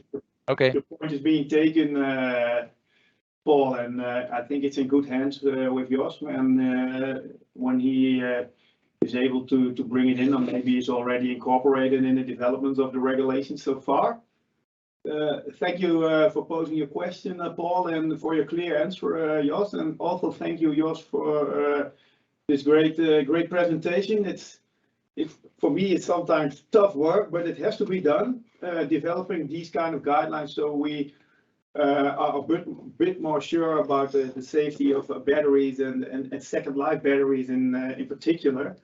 We're now gonna proceed with a speaker from Norway, which is, I hope I pronounce it in the right way. It's Henrik, and he will present the lessons he and his colleagues learned from an incident fire in the BRIM Explorer. So, Henrik, if you're ready, please take the floor and present your work.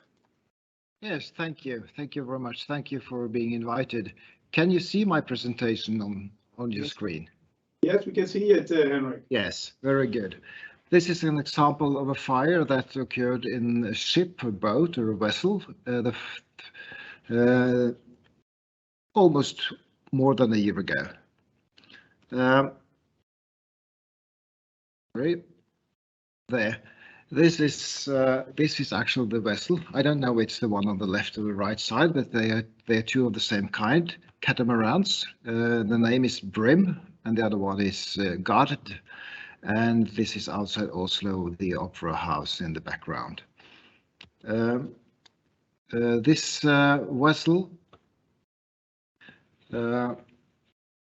is, well, as I said, it's a catamaran. It's 24 meters long. It's built for sightseeing, and it was built for actually going around in the north by Svalbard, or in the northern part of Norway. It's a hybrid vessel. That means it has batteries and it also has a diesel engine. There's 2 battery rooms with altogether about 790 kilowatt hours of batteries installed. And the manufacturer of the battery is Corvus Energy, which they say they are the leading supplier of lithium power technology in the maritime industry. Quite new boats, actually. There are two BSS, or 2 battery packs, about 400 kilowatt hours on the starboard side and the port side. And they're all made together by small batteries, the 800 650 standard, which is like one of your fingers, and put together a lot of them. There are connections between the 2 batteries in the board, and there's a generator, diesel generator, making electricity. And when this incident started, there was state of charge of what is approximately 40%. And the boat was out in sea, and there was ongoing charging at sea. As you can see here in the picture, it's the generator and the battery system. This is the boat being seen from the starboard side. You can see here when the green arrow is, there's a small battery room. It's about 5 cubic meters volume in the room. The batteries are less, and there's the machine room, engine room, with the diesel generator. And there's a fuel tank, about 1,000 liters of diesel. And there is on the deck for the passengers, and here's the captain up there. This incident happened in March 2021, and at 15:56 p.m. the incident starts at the starboard side, and it was a fire on board. There were flames, there was smoke, and the extinguisher system which was installed in the boat is called Novec 1230, and this system was released. It's actually a gas extinguisher. They stopped the machine and they have urgent need of assistance, Mayday. Coast Guard police boat, and the police boat brought with them fire department group, part-time actually fire service, and they arrives maybe about an hour later. This was in the open sea in the Oslo fjord. The waves was about 3 to 4 meters high, and the boat was actually built for just for 1 or 1.5 meter sea. So they were quite out in the open sea actually. And the boat is built for a lot of people, but on board there were only 4 persons when the fire started. The fire department enters the engine room. As you can remember, there's different engine room and battery rooms. They pulled back because they measured quite a high temperature, and there was some slippy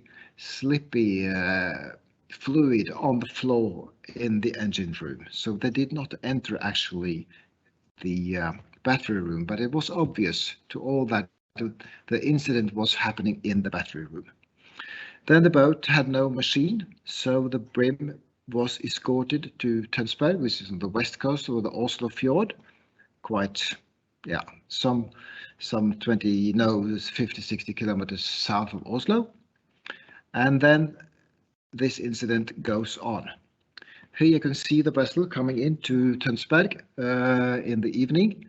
Remember, this is in the winter time, it's in the March. Temperature outside is about 0 degrees centigrade.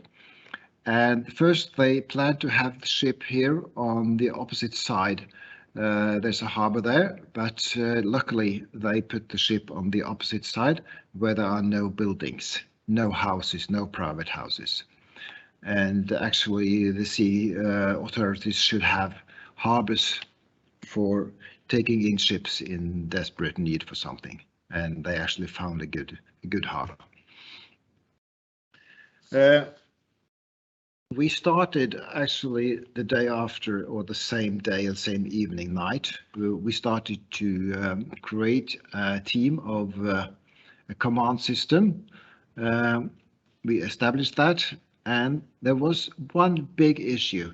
Are there explosive gases inside this vessel? Presumably yes. And why did we think that? We had in Norway experience from a vessel that actually exploded. It is called motor ship Ytterøyningen, which was on the west coast of Norway about a year before this incident with the BRIM, and that was actually a large explosion. Luckily, nobody was hurt, nobody lost their lives, but the explosion was of a kind that if there would have been people inside, they definitely would have been injured or maybe killed. So this is what we actually learned from this ship. So we thought, are there explosive gases in this vessel BRIM? Yes, we think so. Then take it easy, slow down. It's quite difficult for a fire department to take it easy and slow down. We don't usually do that. But we just started there and gave the orders. Nobody should go inside this boat until we know what is inside the boat. So our main goal was no injuries. Second goal, avoid explosion. And then we established a team and we invited the police, other fire departments, healthcare, ship owners, battery system suppliers, governmental authorities. A lot of people actually met to handle this. Outside, on the harbour. This is the next morning. We just put out a few places where we could measure the temperature, and we also tried to measure was there any gas coming out that we could actually test. So we have the on the aft and the midships and the bow in the front of the boat.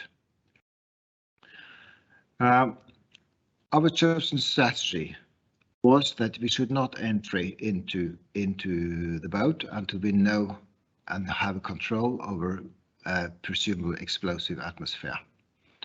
We would then try to inert or inject inert gas, nitrogen, and we would try to pull out, extract explosive gases. And we actually ordered 2 trucks, 1 truck with nitrogen and another with a pump. And then the invention part of this incident started, because how should we connect between the boat and the trucks? There were no predefined connections on board the vessel. Unluckily, and actually it's not good at all. So then we just tried to build connections, and we tried to handle it. And luckily this boat was a catamaran, so we could actually we practiced on the port side, even if the incident happened on the starboard side. But this took time. Here you can see what we actually tried to do. We put the blue arrow, we put nitrogen in, and we take the gases out. And we defined that we should take nitrogen into the engine room, and we should extract from the battery room. And we hope there will be some connections here. Actually, this room was built and should be what we call a fire cell that should not be connected anywhere in the boat, but it was obvious that there was something going on in this room when the fire department at open sea came into this room. So here you can see from an overview, here is the boat at the harbour. Here is another harbour with very few boats. This is actually a building that is nobody there. And here you can see we have placed the cars with nitrogen, and this is the car where we are extracting from the battery room. And here are the cars.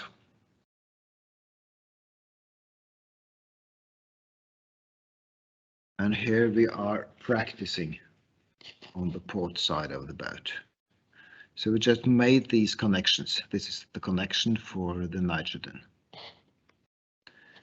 So as you can see here, we have one of the control points where we measured gases and temperature.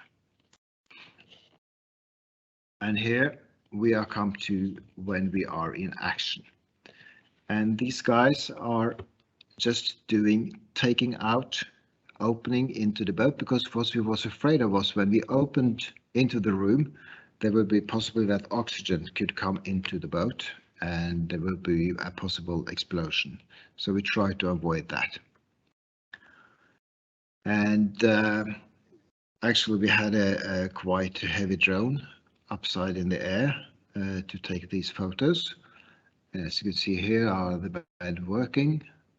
There's actually one lady also. And here is the boat.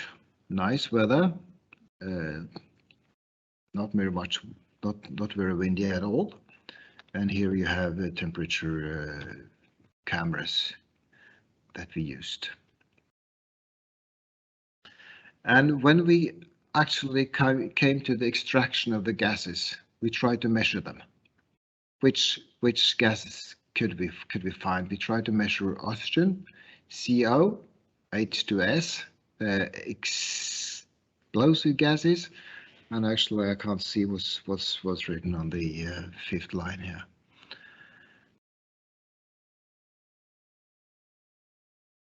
And here you can see the guys that are measuring. Actually, this is the extraction point of where the gases came out from the boat, and we try to measure here with ordinary gas measuring materials. This was a 24/7 work, and we handled this for about 5 days.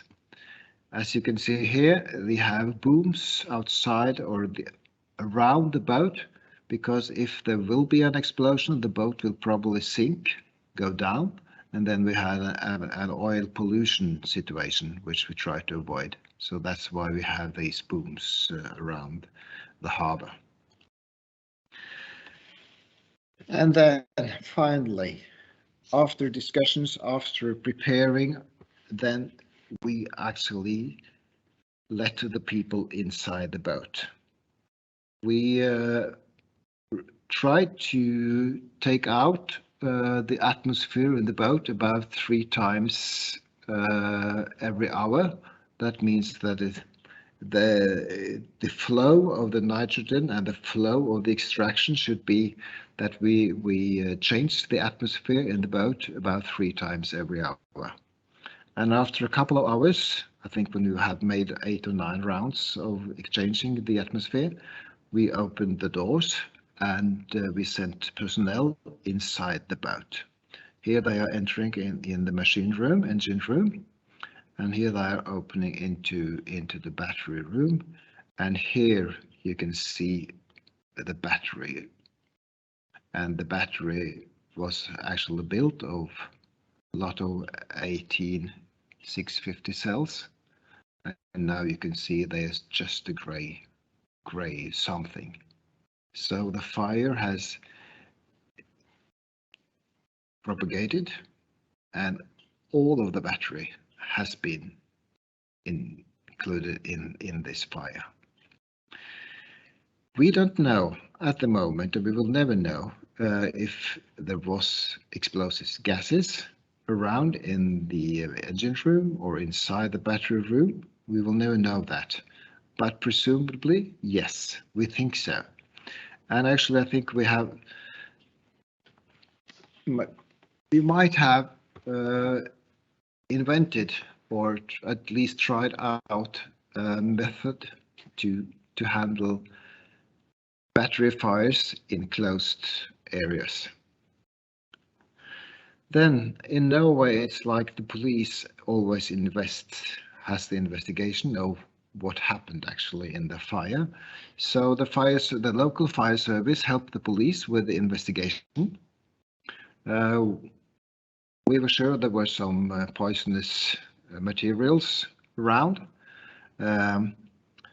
We tried to not use a lot of water, but there was some water used, and we tried to take care of that water to be environmental healthy. The ship owners took over the boat for refit after 2 weeks. Both ships, that means the sister ship also, was taken out of service after this incident. But I think now, a year later, they are both in service. Here you can see the work of the investigation and the collecting of samples. And here we can see our personnel, how they actually looked after being inside the boat. So what was our success factors? Because we believe this was actually a success. We didn't have injuries and we did not have an explosion. There was correct placement of the boat away from private houses. We could actually work day and night and we didn't have to take care of any surroundings. We have made a very detailed planning of the operation. We used external companies with detailed knowledge of the boat and the batteries, of course. We had measurement of gases and temperature all the time. We used a drone, and we had a new strategy, not every day, but we changed the strategy on the way, but we actually practiced the procedure very, very, very carefully.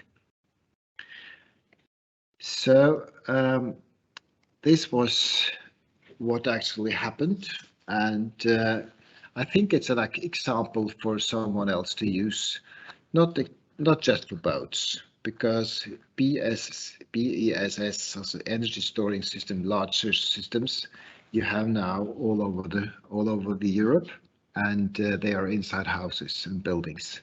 So this actually can happen, will happen anytime. The Norwegian Maritime Directorate, which is the governmental part of the sea safety, after this incident, have made up safety principles and made a philosophy. And they have actually, I recommend people to read these Norwegian guidelines. They are for the maritime ESS systems, but I definitely would say they are also for buildings where you have larger BSS. So, Tom, this was my presentation. And if you have some questions, I will be delighted to answer them if you have the time.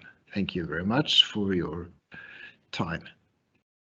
Yeah, Henrik, first of all, thank you very much for showing us your incident response in this vessel, in this catamaran, which is for us at least, it's a quite unusual way you responded using nitrogen.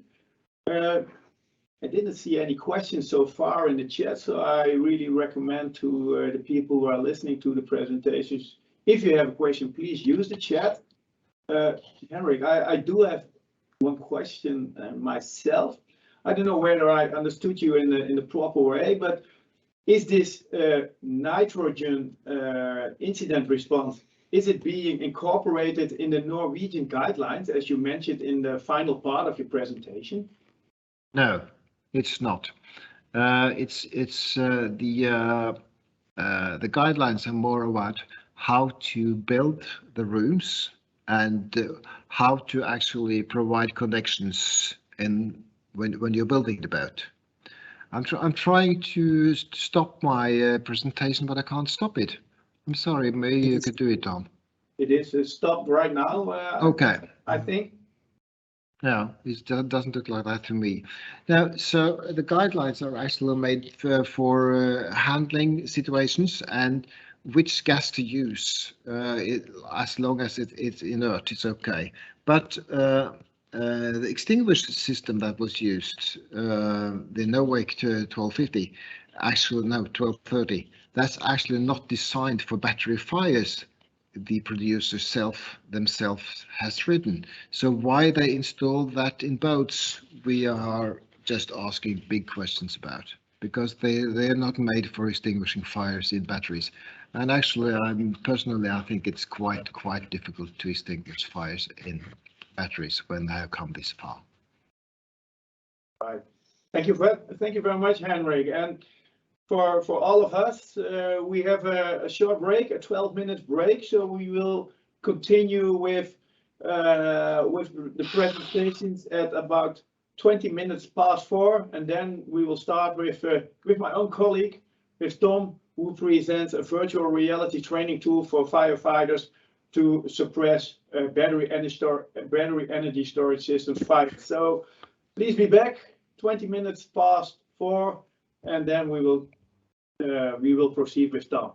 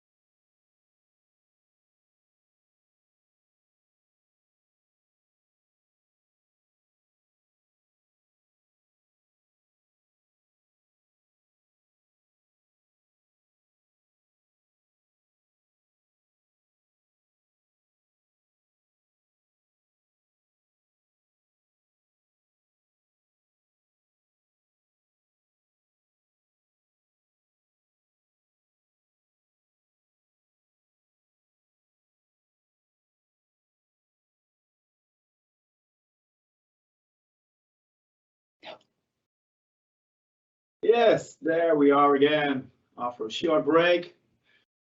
We're now going to have a nice presentation from my colleague, who is also, let's say, the one in charge of the technical support of this conference, but he's also the one in charge of this digital virtual reality training tool that we did develop for firefighters to train the opportunities to handle battery energy storage system incidents. So, Tom, if you are ready, please take the floor and show us your work and what we can learn from it.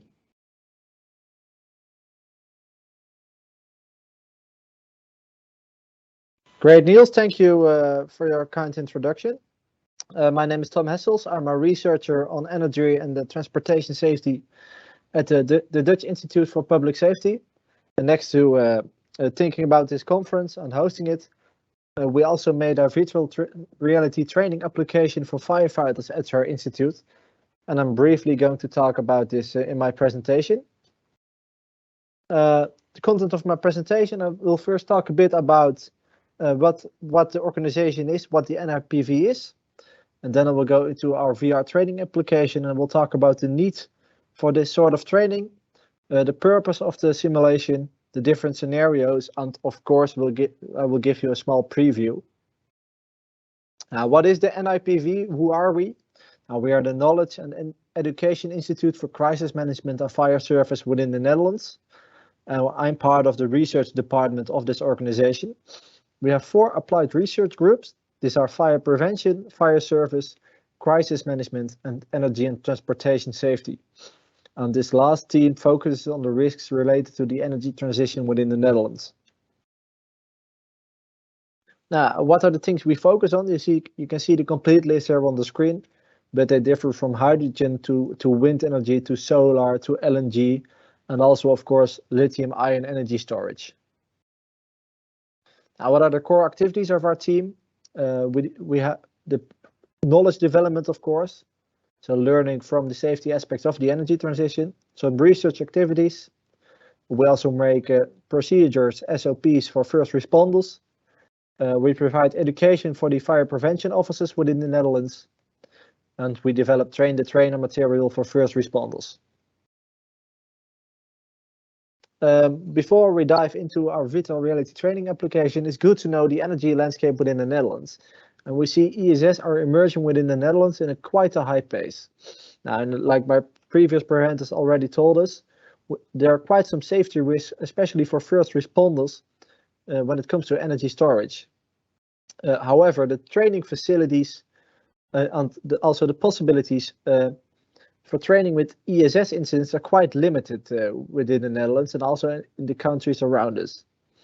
Next to that, firefighters experience a high level of unfamiliarity with batteries and energy storage systems in particular. There's also no legislation around ESS in the Netherlands yet.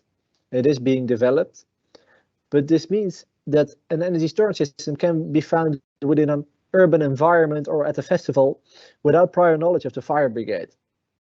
Therefore, there was a need for low-profile training material for the fire brigade in order to prepare them for incidents with energy storage systems. Now, what was our solution for this?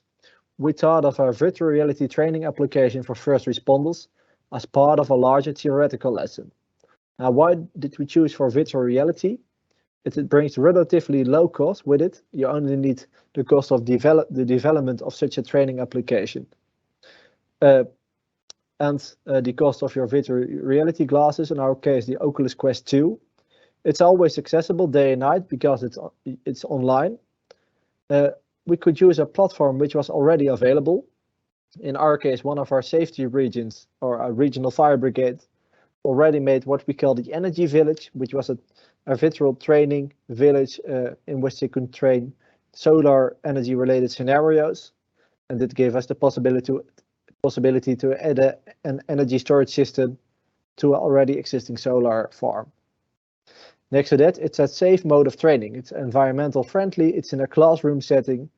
You don't need any any real fire which brings its risks with you in a training setting. Now, where does the virtual reality training focus on? It's about the identification of risks. So what are the risks related to an ESS incident? And it's about the first steps a first responder has to take until, for example, a hazmat specialist arrives on scene. So they can familiarize with the first phase of an incident. And it's good to know that such training is part of a larger theoretical lesson. So when our firefighters, mostly volunteers, go to such a training, they first have a theoretical lesson about the risks related to its batteries and energy storage systems. They get the SOP explained, and as part of a more visualization of such an energy storage system, they follow our virtual reality training application. Now, we have 4 different battery scenarios.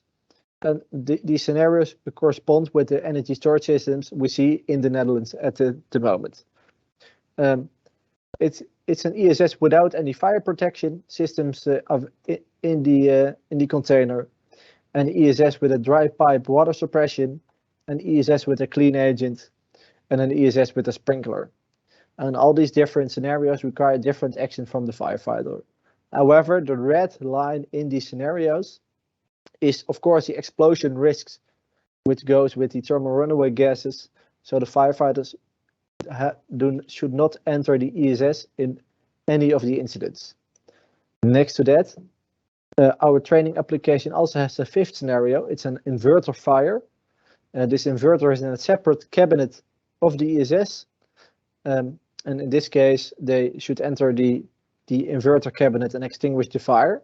And this scenario is there to get firefighters the understanding that there are more risks with an energy storage system than only batteries.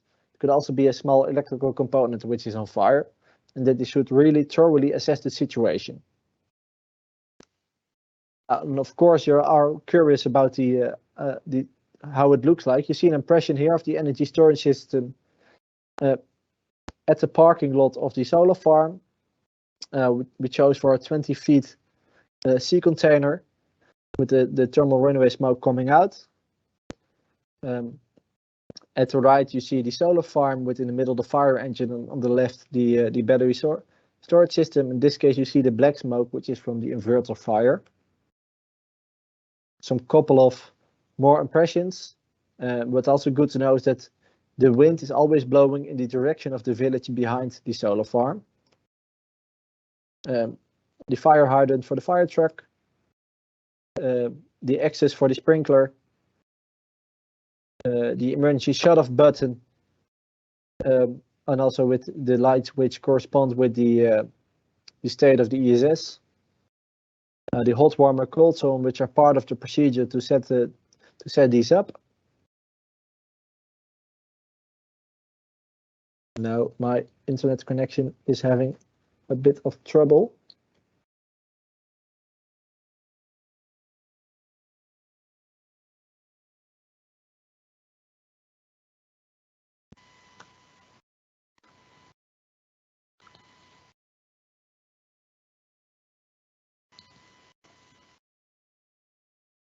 If you apologize, give me a couple of seconds.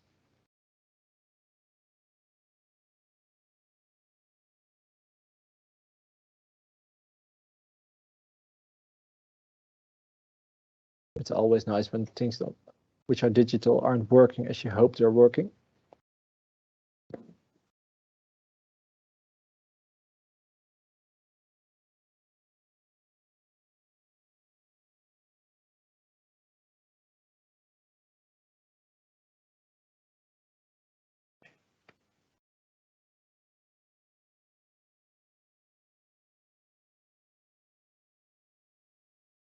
And we go for the backup option. If you give me 2 seconds.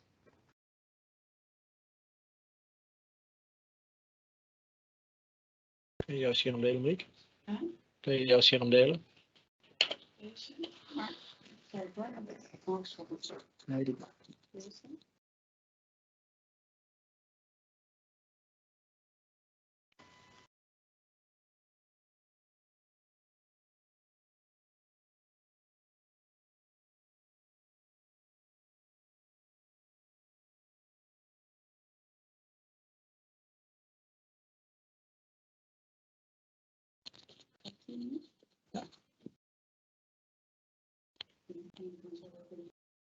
So yeah, the miracles of technology have worked.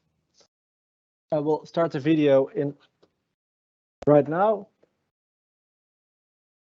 And here we see the video of the energy of our virtual reality training application. You see the smoke coming out of the energy storage system. It gives a good visualization. We think of thermal runaway smoke.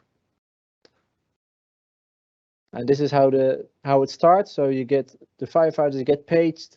They see that there is a fire in a container and the location is in their pager, and they're transferred to the incident location. Here they enter at a couple of distance, with on the right the solar farm, and in the middle they're about I think 60 meters from the storage system. They can use their thermal imaging camera to see if there is heat, and what you see is almost the entire system is in red. Here the hot, warm, or cold zone are visualized. They set up the access for the fire hydrant to the fire truck.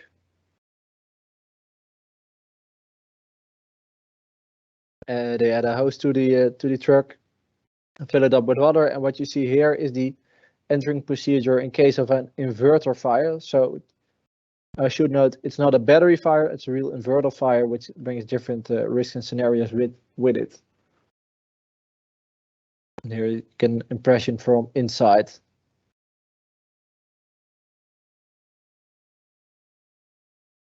Yes, and that was it for the video. So our virtual reality training application, what's in it for us as a research institute? For us, it's a way to test our procedure in practice. Do they make sense? The video that you saw in the simulation is story based, as we call it. So the SOP lets you make a couple of steps and that you have to take in order to handle the incident safely, and our virtual reality training application follows these steps. So for us, it's a way to see if these steps make sense. If they 9 out of 10 times don't understand the step they have to take, we have to think of, or we have to teach it differently, or we have to adjust the procedure because something just doesn't make sense. It's for us a good way to bring our knowledge of energy storage systems to the street level. And so it's also a way to test if virtual reality is suitable for the training of energy transition related incidents. So if this works, we can also think of adding a hydrogen filling station or an LNG truck to the virtual reality training ground. And in case you have any more questions, here is my contact information. Please feel free to reach out. We can always help you with it. And that was for my presentation. I give the floor back to Nils.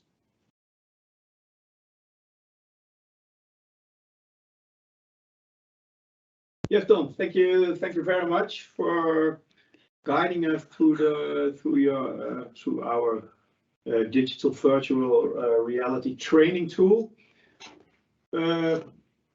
When I hear your presentation, and I know your work, and I know also the collaboration that we have with the safety region of Midwest Brabant. Is this kind of training tool, is it also fruitful for other kind of, let's say, energy transition developments in the Netherlands? And what is your view on future training regarding the energy transition? Yes, Nils, thanks for your question.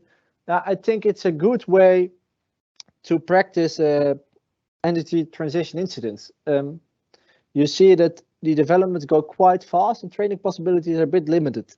I've never seen a training possibility to extinguish a battery fire in real life. And this means that you have to adapt to the situation and come up with creative ways of training. And I think no, virtual reality does not replace real life training. However, it can give you a good impression of how it looks like and what it feels like, and to visualize these kinds of things. So yes, especially for the energy transition, I think it's a good way to learn more. If, for example, if you look at a wind turbine, it's almost impossible to go up in one and see how it looks. However, if you use virtual reality, it's easy to go to the top because you use your glasses and don't walk up the stairs for 150 meters. Another question, I don't know where it might be posted in the chat as well, but can you elaborate on the time it cost you to develop, and maybe, I don't know whether you're willing to tell this, but also the amount of money which is involved by developing such a digital virtual reality training tool?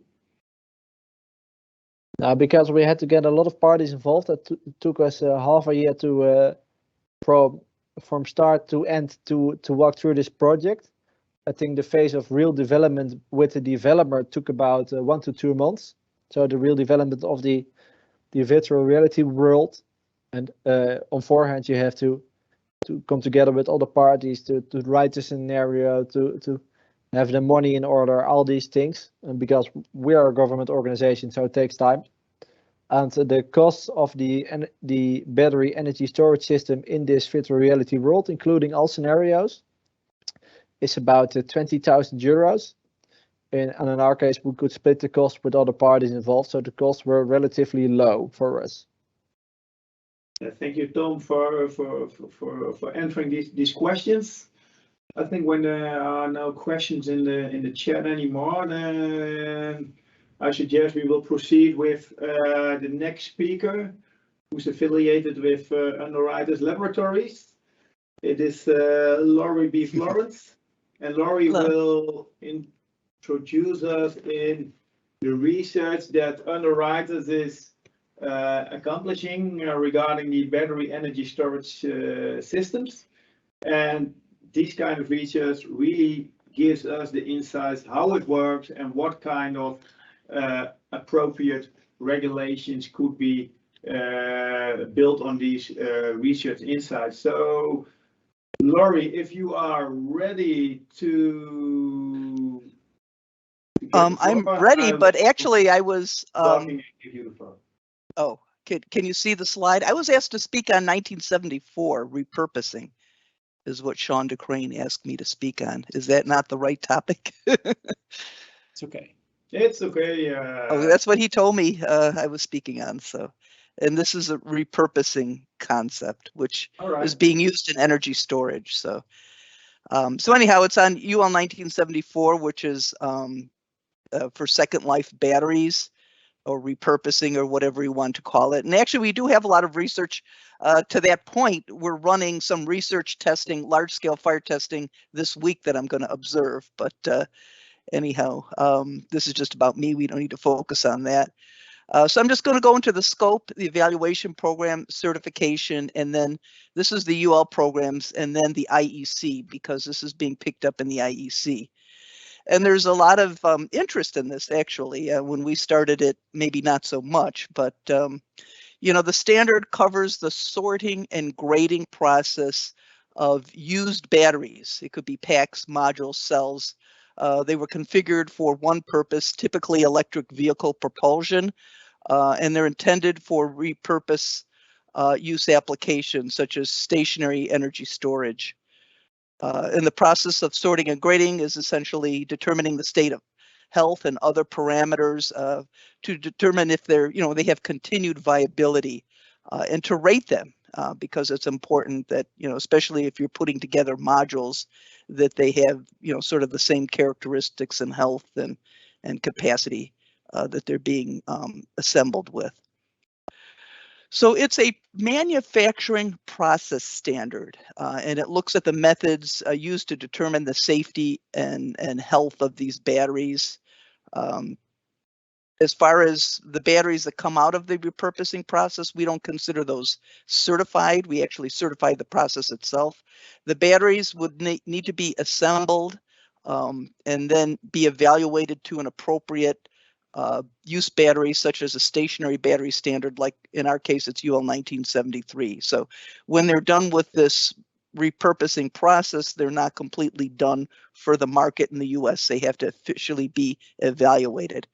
So there's a couple of concepts. Repurposed battery it's what we consider it's used in one application and then subject to some level of analysis or refurbishment and reconfiguration for use in another application. And the most common source we anticipate would be electric vehicle batteries. And probably the most common second use for these would be stationary applications like energy storage.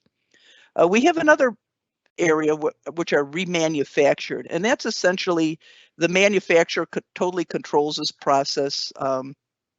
You know, they may take their batteries back and do some fixing of them and then put them back out in the field as kind of a reconditioned battery. So that's a little bit different thing. It's for the same application and totally controlled by the original manufacturer. So that's just to clarify that. So there was interest in this because, you know, vehicle batteries, it's quite an expensive part of the vehicle, especially the full electric vehicle batteries. And, you know, if they lose about 20 to 30% of their energy, they may not have enough to be suitable for a vehicle propulsion application. So, you know, lithium-ion batteries, you know, there is some work to recycle them, but they're not so easily recyclable like a lead-acid battery. There's a lot of parts in them also that, you know, have to be recycled. So, you know, actually vehicle manufacturers were looking at some sort of secondary market for these batteries, and it could be them doing this, or recyclers, or some sort of repurposing entity were interested in having, you know, this sort of process in place. So as far as the evaluation program, first of all, there's what we consider two manufacturers. It could be two manufacturers. One is the original manufacturer, the OEM, and then there's the other, the repurposing manufacturer. And it could be that they're the same person, but oftentimes there's another entity doing the repurposing. They may have a very, and we would recommend that they have a very close relationship with the original manufacturer, such as a vehicle manufacturer, so they have a steady source of batteries and can gather suitable information on them. But, you know, there's two entities that we consider. And as far as who's responsible, it's who's ever repurposing the battery. And that's a big deal to the battery manufacturers, that if they're not the ones doing the repurposing, they don't want to be the ones held liable for this second market of batteries. So we always say that any labels and markings from the original manufacturer have to be removed as part of our process. And it's really the repurposing manufacturer that takes ownership of whatever happens, you know, as far as the manufacturer goes in the field with these batteries. So we say the repurposing manufacturer has to have sufficient knowledge of the characteristics and handling of these batteries, and, you know, if they're using the BMS, that as well, you know, to perform an evaluation, including sorting and grading for repurposing. And they have to have process controls in place, just like any other manufacturing. They need good quality control. And some of the key elements of that process should be control of incoming parts, including the used batteries, control of the repurposing processes and data gathering, all the testing and so forth, a control of the outgoing production and control of rejected parts, just like a battery manufacturer would need to do, because that can impact actually the safety of the devices. And then the facilities, and this might be important to firefighters and stuff, but the facilities should be controlled. They should be suitable for testing. The equipment should be maintained in accordance with test equipment specifications. That equipment should be calibrated, and they should be following, you know, any kind of local building and fire codes, because this, you know, battery manufacturing is a hazardous process, and it, you know, there's been incidents, including with very you know, knowledgeable manufacturers, where there's been fires at the manufacturing process, and this could happen in the repurposing process. You're dealing with very large batteries, a very large fire source. So we say their facilities have to be in accordance with the local fire codes. They can't be just doing this in their garage somewhere. You know, they need to be following appropriate procedures, and they should have those in place and written out. So they have to be a legitimate, as we say, a legitimate manufacturer with suitable facilities. So as far as, you know, handling and transport, of course, they have to do it in accordance with their procedures and local fire, building codes, shipping codes. We point to that SAEJ 2950. It's guidance on the safe handling and transport of EV batteries. It's a guidance document. You might find it useful, but they have to follow transport regulations and any kind of codes associated with their facilities, the storage of that. That's a source of problems. We had a fire recently, maybe last summer actually, in a storage facility near UL and near the Chicago area, where they had no permits or anything, and the thing just went up in smoke. They ended up fire was so huge, they called in the Environmental Protection Agency. They ended up dumping concrete on it to try to control it. So you can't have any of that in these facilities. They have to have appropriate fire protection and follow the codes. So and we say, kind of a step is information gathering. That's always, they have to know what it is, what's the battery, everything they can about the battery, its construction, how it's been used, service records, anything they can find at it is kind of things they need to look at. The cells themselves that make up the battery have to have had some kind of safety evaluation to a set of standards of some type.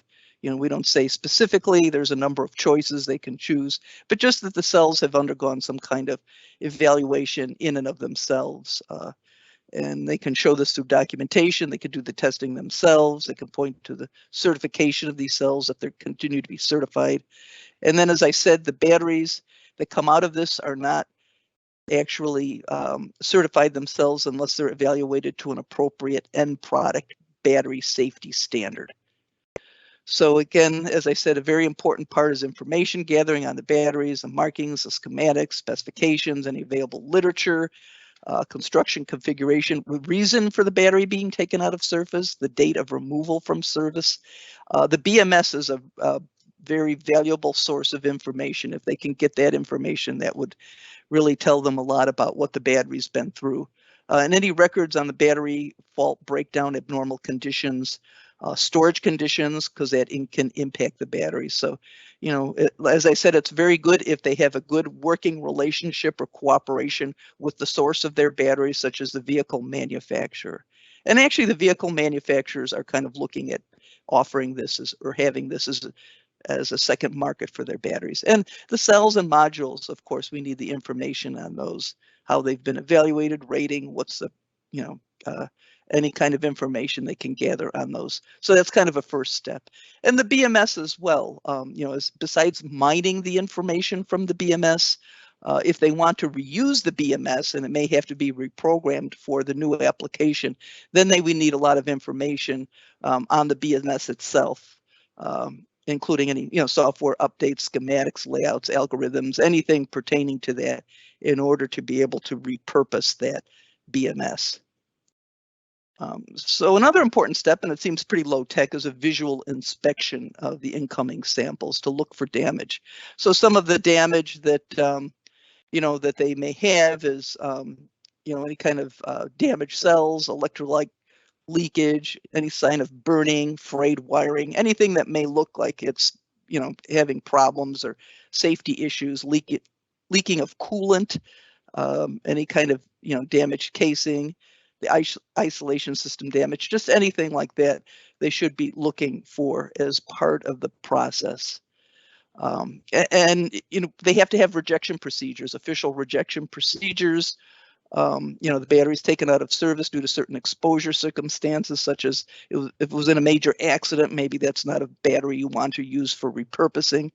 The repurposing manufacturer has to ID performance issues and physical signs and stuff as the reason for rejection. So they should have a whole process of why these parts would be rejected. And then any of those rejected parts should not somehow be reintroduced into the process. So they need to be identified for rejection and documented and disposed of in accordance with their repurposing manufacturer's process and per local regulations. So the process has to identify those parts intended for recycling as well. And then they have sigorage condition tracking. They have to, because that can affect the safety and health of the batteries. What sort of, you can't have them in very high ambience, high ambient temperature, because that would prematurely age and could potentially damage the batteries as well. And then they have to have a grading of the batteries for repurposing. So they have to have a means to defined criteria for grading for those. It's recommended that the manufacturer use a 6 sigma limit or even narrower for their specifications when they're gathering data, and that could be based upon the various tests and other information. And then batteries that fall within a specified sigma range for each property can be placed in a grade. And this should be identified and documented as part of their process. So then there's performance tests besides the visual inspection. There's some, OCV, open circuit voltage, incoming and during actually other test procedures as well. A check of the high voltage isolation system to make sure if there's any problems with that. A capacity check. What is the capacity, the usable capacity left in these batteries? An internal resistance, as they age, their internal resistance increases. There should be a check of that as well. Check of the BMS controls and protection components if they're going to be using those as well. And the discharge charge cycling, that's sort of just charging and discharging to see if you have any overheating of parts. And then finally a self-discharge, because that can point to, an abnormal self-discharge can point to some internal short circuits within the cells. So all of those things need to be looked at. And then they need a program for long-term data gathering. So they should, have information to characterize certain types of cells and things that can help to improve their process for process improvements. So as far as certification, we do have certification, and this is just a status of where it is. We published we started in 2017, published in 2018. And actually a number of codes within the US, the fire code, the electrical code, and the installation standard for energy storage systems referenced 1974. So you're required to have that process in order to use repurposed batteries in many jurisdictions. And as I said, there may be two scenarios for the repurposing manufacturer. One of them is the manufacturer just has the process certified. So the batteries coming out of that process are not certified themselves, just the factory has been certified. Kind of like a very specific sort of ISO 9001 type of production inspection situation. Or they can also then decide that they want to assemble into some sort of end use battery. And in that case, they'd have to go through the particular application standard, like the stationary battery standard, UL 1973, and then that product would actually be certified. So anyhow, we have a certification category for the facilities. That's we call this certification category PDX2, and then if they're repurposed, then they would also be on our online directory under the particular application battery standard. And as part of the, they're on the online directory, they get a certificate. There's ongoing audits of their facilities, just like we do for our product certification. So moving on, there's also IEC standards.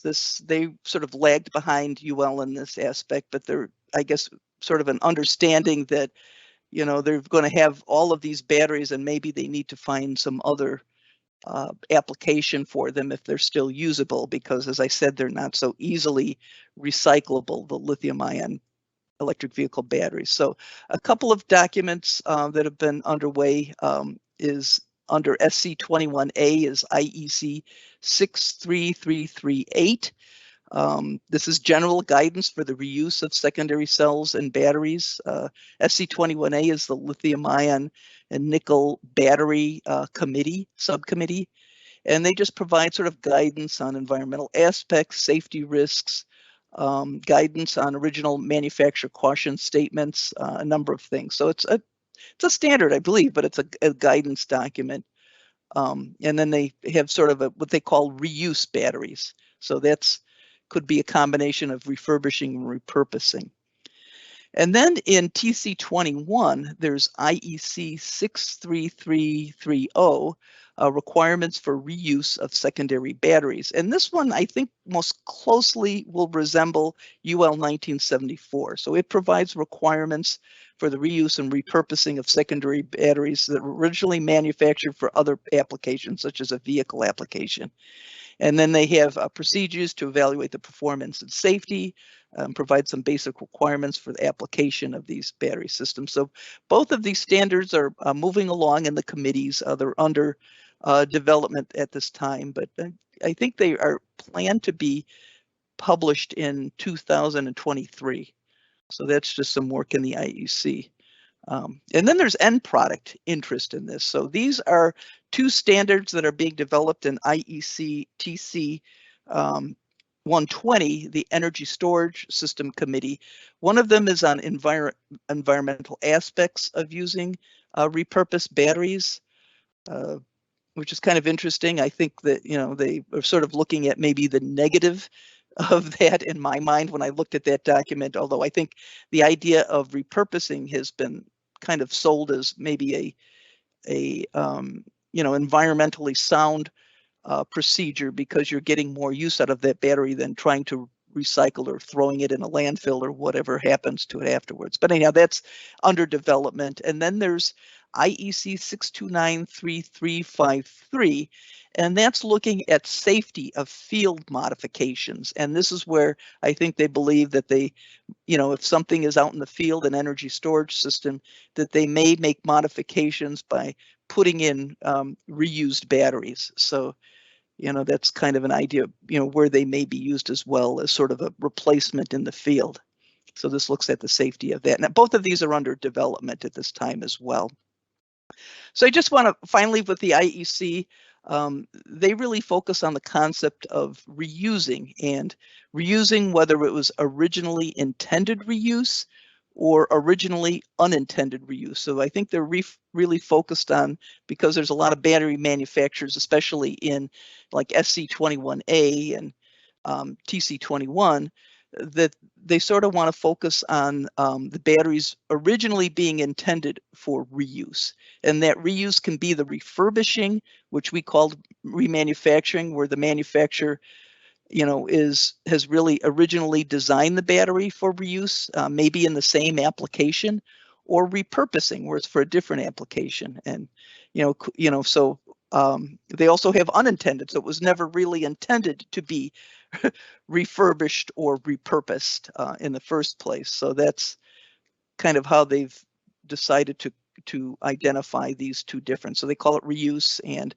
it could be reuse has refurbishing or repurposing, and unintended reuse the same thing. So that's kind of, you know, what their concerns are. So and then there's a lot of, they have much more control by the original manufacturer over the whole process, or their recommendation is for that.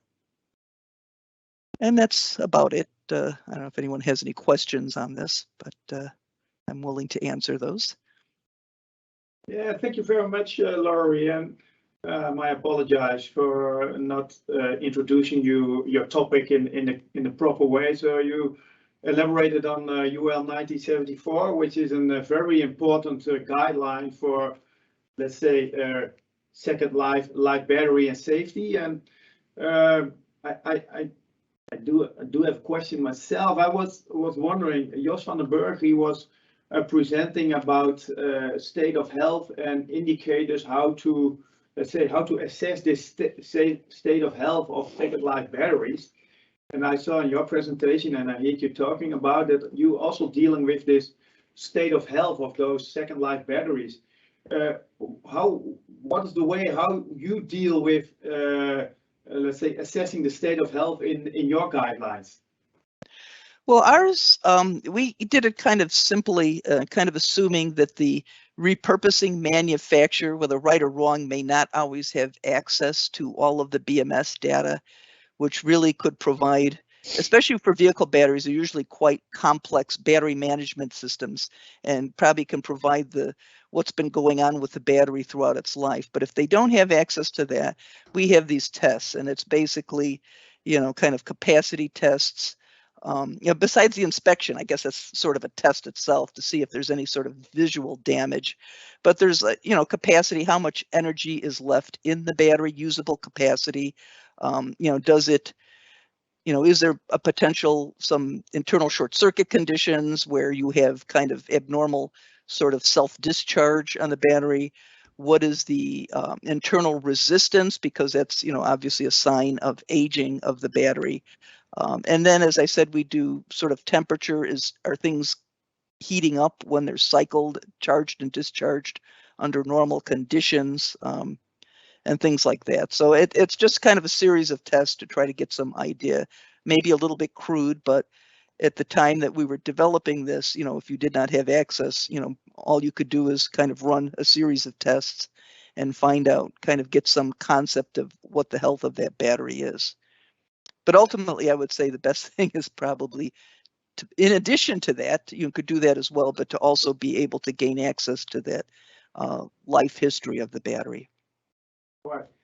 And connecting to this final thing that you think, this life history of the battery, I hear just talking about sort of battery passport. Is that something that is also in your in America's way of thinking about how to register the state of health of batteries? Well, I know they're looking at that, and there's some products under development or have been developed to try to provide some kind of assessment of the health of batteries, to provide an ongoing you know, understanding of what their health is. And you know, so yeah, there is work being done on that as well. You know, we had discussed with a manufacturer about something like that just recently. But like I said, the vehicle manufacturers are sitting on a wealth of data. And to my mind, if you're going to go into the repurposing and using EV batteries, it'd be great to have a good relationship with those vehicle manufacturers, not only to have an ongoing source of battery supply, but maybe to have access to those records and service records and things like that. That would be, and that's what we've kind of seen so far with those that are seeking our program, are either very closely aligned with a vehicle manufacturer or are the vehicle manufacturer themselves. So, you know, that's. Yeah, thank you very much. Maybe one final question. When you talk about all this information from the battery management systems, and let's say the data that are part of the OEMs, what is your opinion or vision about cyber threats regarding all these, let's say, data and the use of battery management systems?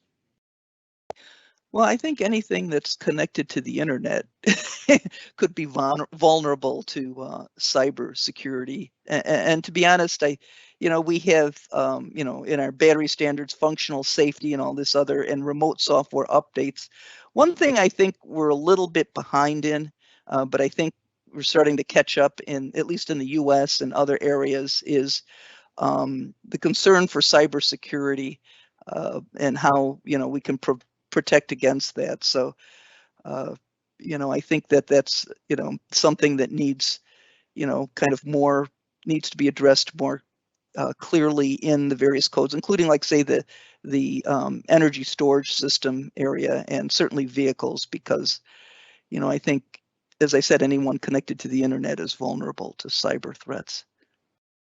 Yeah, thank you, Laurie, for your introduction. For replacing Sean de Crane's presentation, and yeah, let's say elaborating on UL 1974 and answering the questions.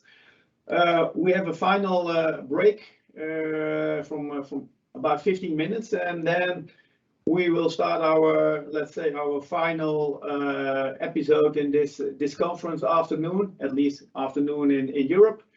Then we will continue with Paiss and Imre Gyuk, and then we will come with some closing statements. So hopefully I will see you back in about 15 minutes, and we will start then at 20 minutes past 5.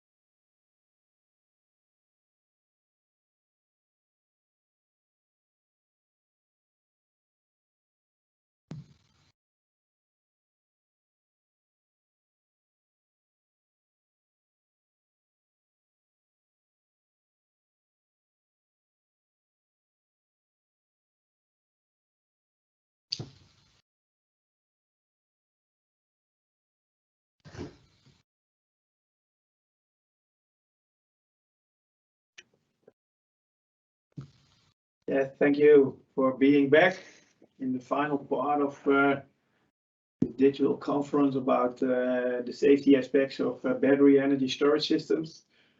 And we have three great speakers from the United States of America. First of all, we have Dr. Imre Gyuk, and he will be followed up by, I think I may say, our friend Matthew Paiss. He was our host for a couple of weeks ago when Tom and I visited PNNL in Richland, state of Washington.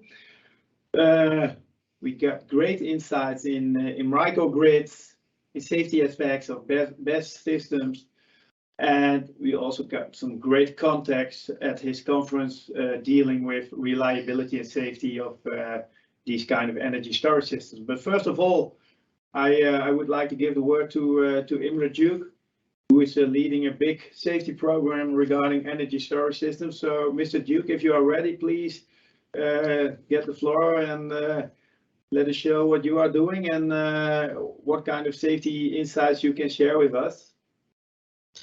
I am going to share my screen.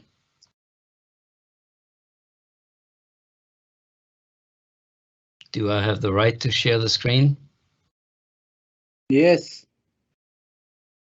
Yes, it works. No, you have the right. Oh, you have the right. Yeah. Can you see the screen? Not yet.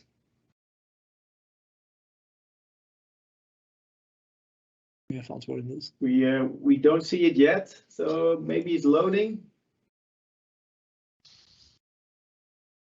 That is possible, but it should be instantaneous.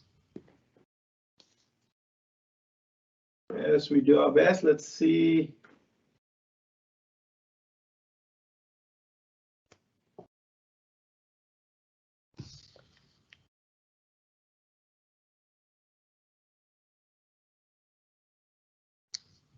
Of course, we do have a backup plan, but first we try to see if plan A is working, and otherwise we will step over to plan B.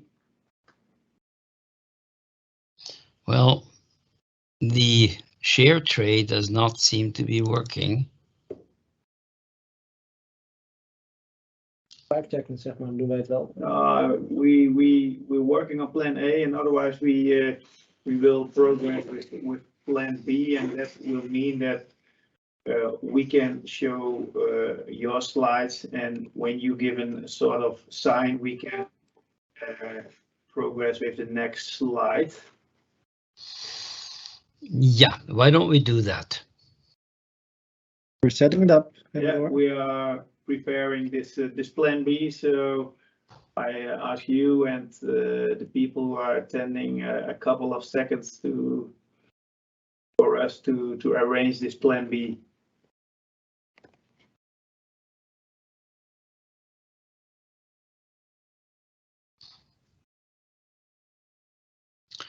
Apologies, it usually works very well on Teams. Yes, we do have the same experience, and also this afternoon it worked quite well. Oops. Oh, that's your thing. You have just brought the slide up. Yes. Okay. If you, Mr. Gyuk, if you give a sort of indication when you would like to have the next slide, please. Yeah, but you need to have the slide across the entire screen, because all I see is the tiny screen. That's the size of a stand. We have that. Even een microfoontje. Is it better now? Dr. Gyuk, if you click on your own tiny screen, it should be okay. Okay, I don't see anything at the moment. At our end, we have you on the small screen and the presentation on the full screen. Oh, the presentation is on the full screen? Yes, at our end it is. And at the viewer's end, it's 2. Yes. Okay, so you You see the presentation in front of you, right? Yes. Okay. Well, hello, I'm Imre Gyuk, and I direct the Energy Storage Research Program at the Department of Energy, Office of Electricity. And it's my honor today to be participating in this conference, this European conference on energy storage safety. Next, please.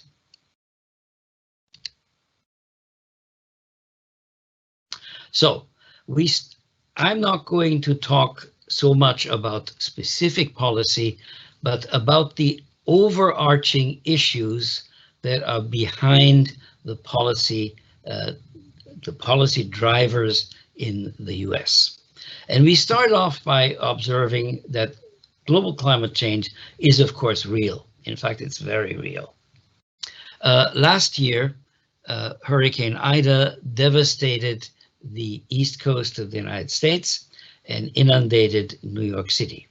At the same time, the west coast saw a drought worse than anything in the previous 400 years. In Texas, there was a winter storm which shut down much of the electricity systems in the state. And meanwhile, there are uncontrolled wildfires over the mountain states. And this year already, 300 million acres of forest have been destroyed. Next, please. So, floods and droughts, but also sea level rise, coastal erosion, reduced crop yield, wildfires, and health impacts. It's very real. Global warming has emerged as a paramount issue and is worldwide. We're all in this together. And of course, we know why. We have been burning coal, oil, natural gas for a long time now. And we have used that for our electric grid, for transportation and industry. If you look at the current level of carbon dioxide in the atmosphere, you see that it is twice as high as any of the highest peaks during the last 800,000 years. And that is bad. So next, please. We must decarbonize. We must change to renewable energy. And we have to do it soon. In fact, we have to do it right away. Now, we observe that in actual fact, many of the sectors of industry are coupled. We have transportation, we have building systems, we have agriculture, manufacturing, and of course, electricity. Now, all of these sectors traditionally depend on both fossil fuel and on electricity. We have to eliminate the fossil fuel part, which means they all have to be linked together and rely on electricity. And of course, electricity itself, which traditionally relied on fossil fuels and renewables, will now have to depend on renewables. So everything will really depend on renewables. Now, renewables are, of course, variable. And as the fossil fuel part becomes less and less, the generation will become more and more variable. But at the same time, so will the load, because we will have all the electrified sectors connecting to it. We will have distributed generation, such as rooftop solar. And so we have both generation and load being variable. And we need a buffer between those. And that buffer is storage. Storage is needed for reliable resource adequacy. So renewable energy requires energy storage. Oh, are you on the next one? Okay, next again. So storage comes in various durations. Short, medium, and long. Short duration storage is for smoothing renewables and for getting over any of the glitches that you might find on the grid. It's 15 minutes to 4 hours, and lithium-ion batteries are entirely satisfactory for this purpose.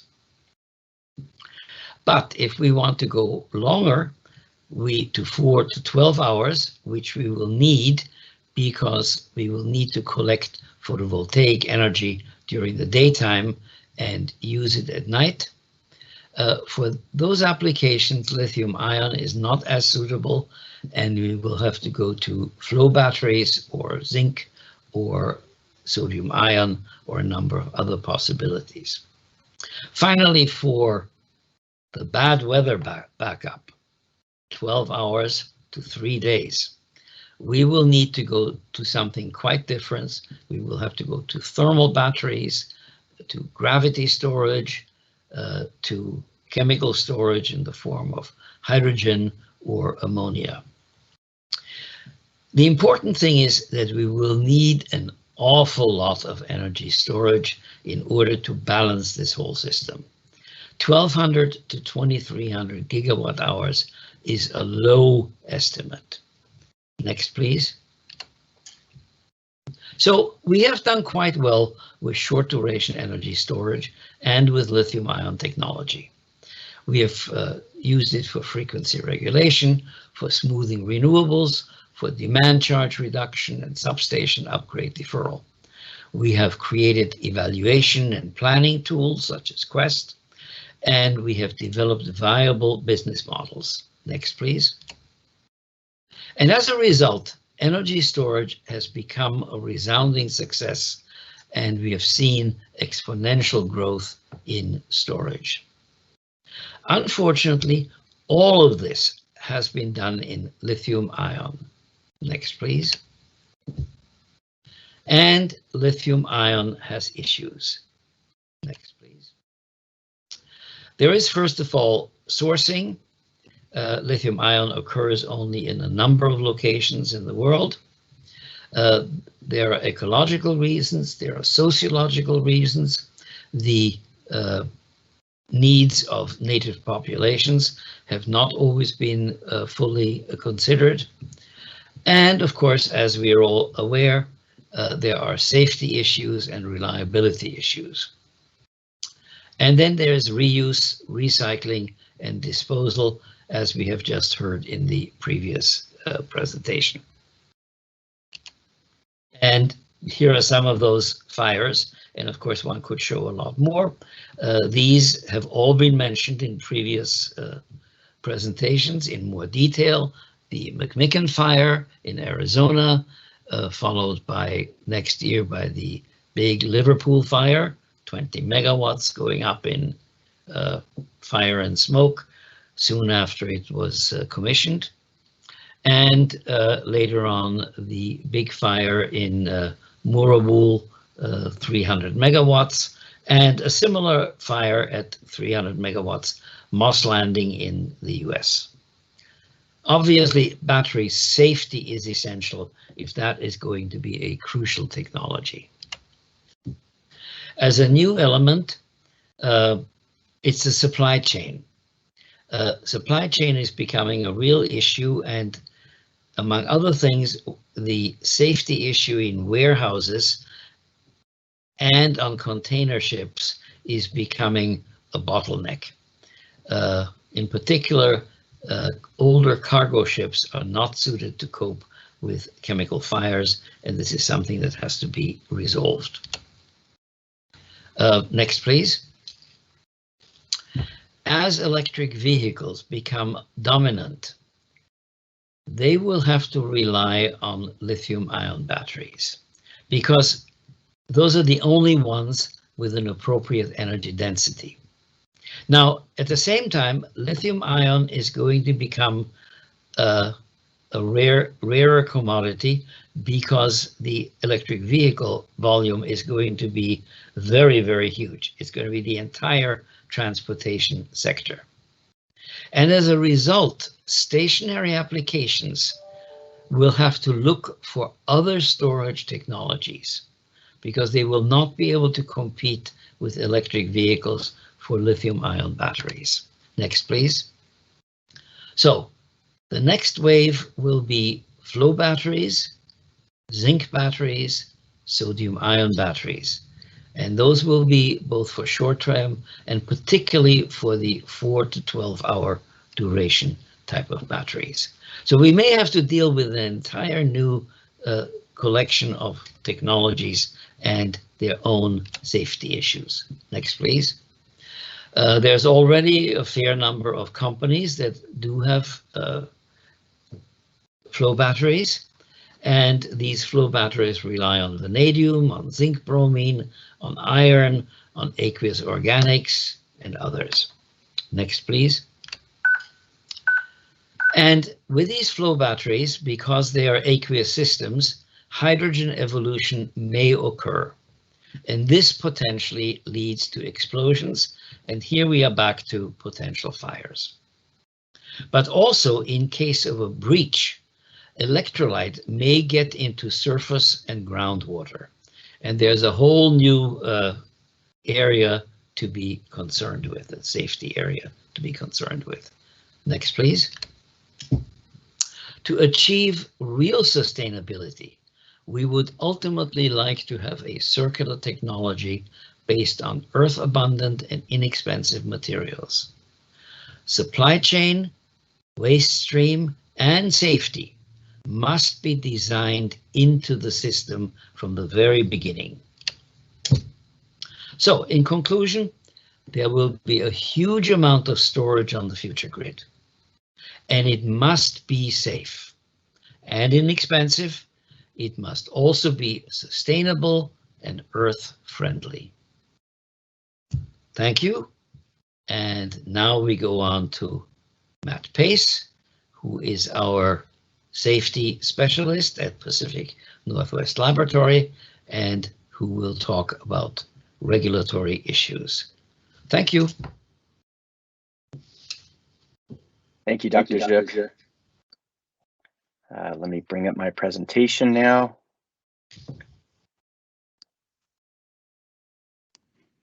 All right, just a confirmation that can be seen. Yes, you can be seen. Great, thank you very much. All right, well, good evening to all of those of you still on the call here. It's the beginning of the day for me here in California. It's a very early start. But it's really my pleasure to support these kinds of efforts around the world. Our interest in supporting this conference, as well as the organization in the Netherlands and EU Fire Service, is of great interest to myself.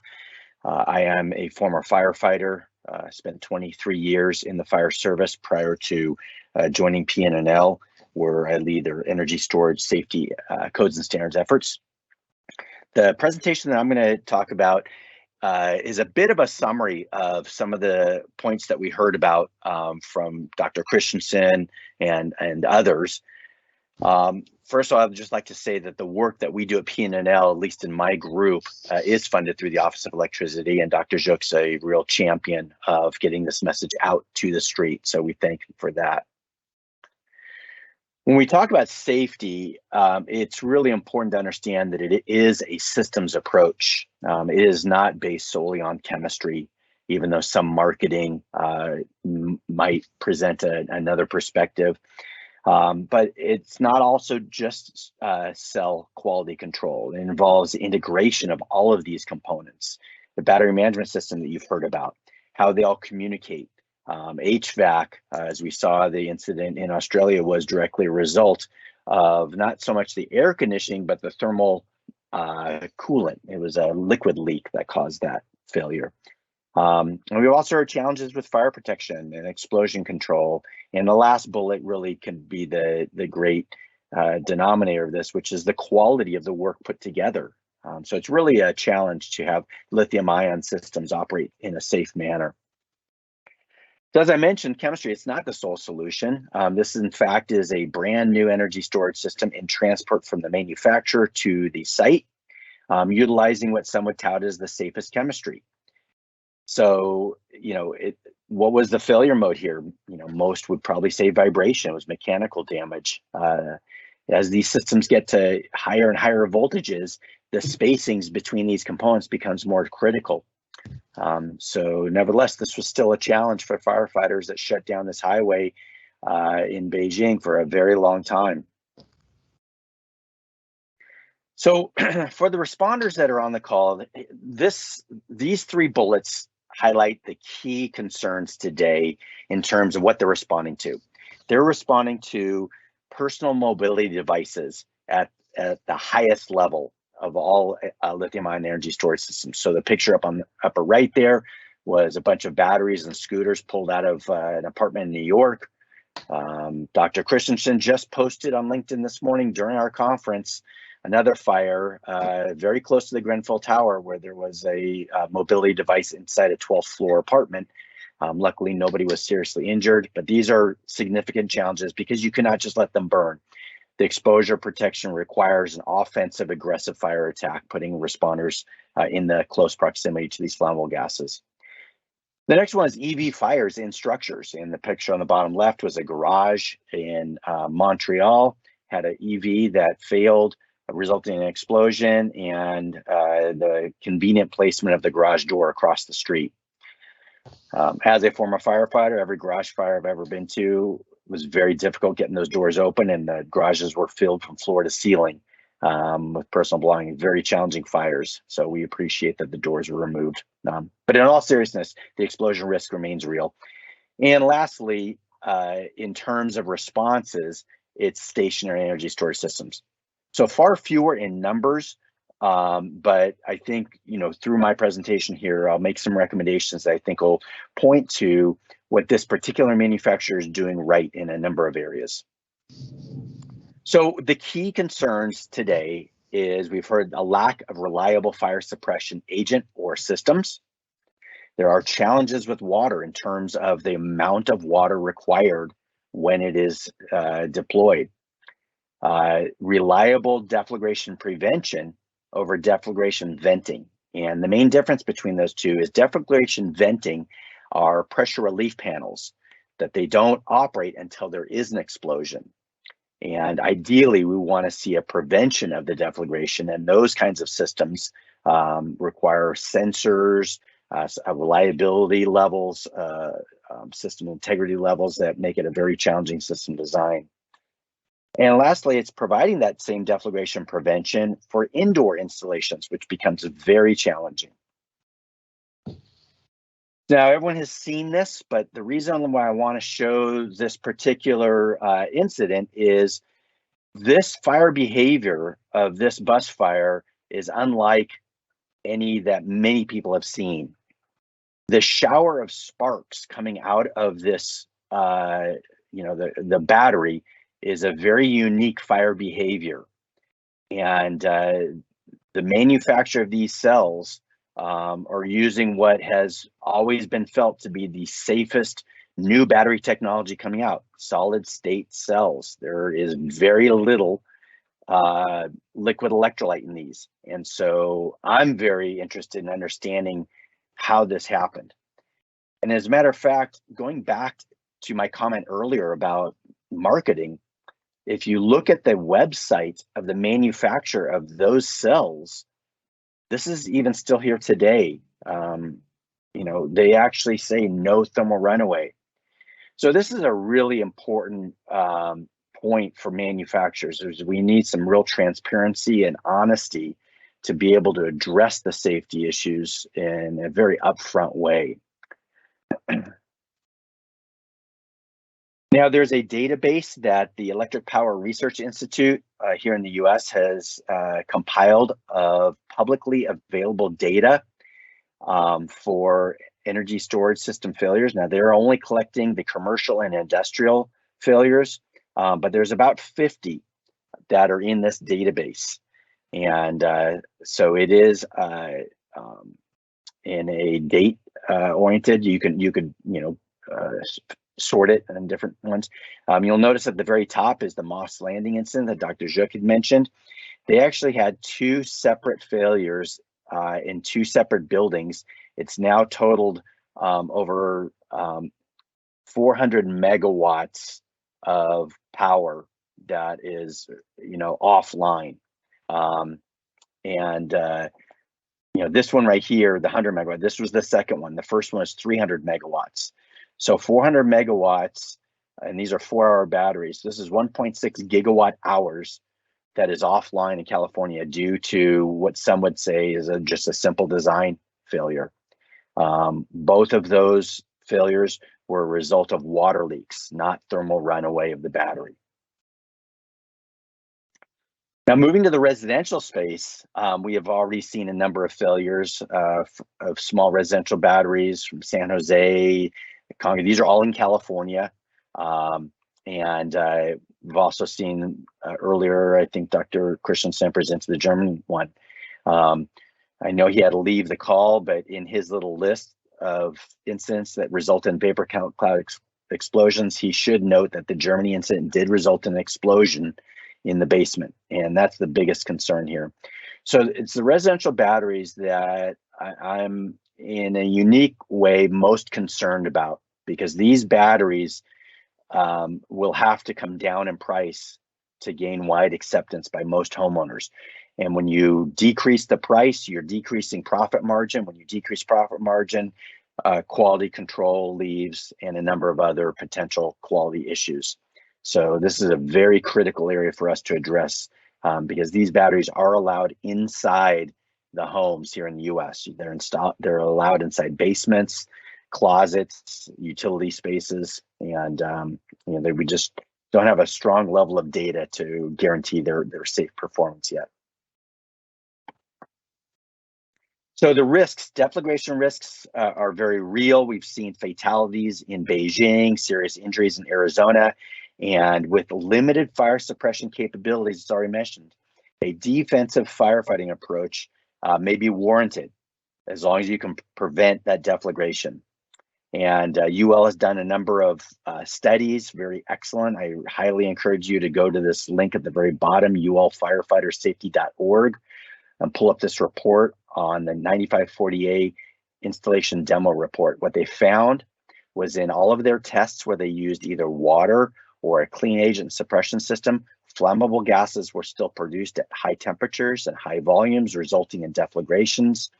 And the gas accumulation was not prevented by any of these agents. So it's safe to say that it is not a reliable fire suppression agent, and that the deflagration risk must be addressed.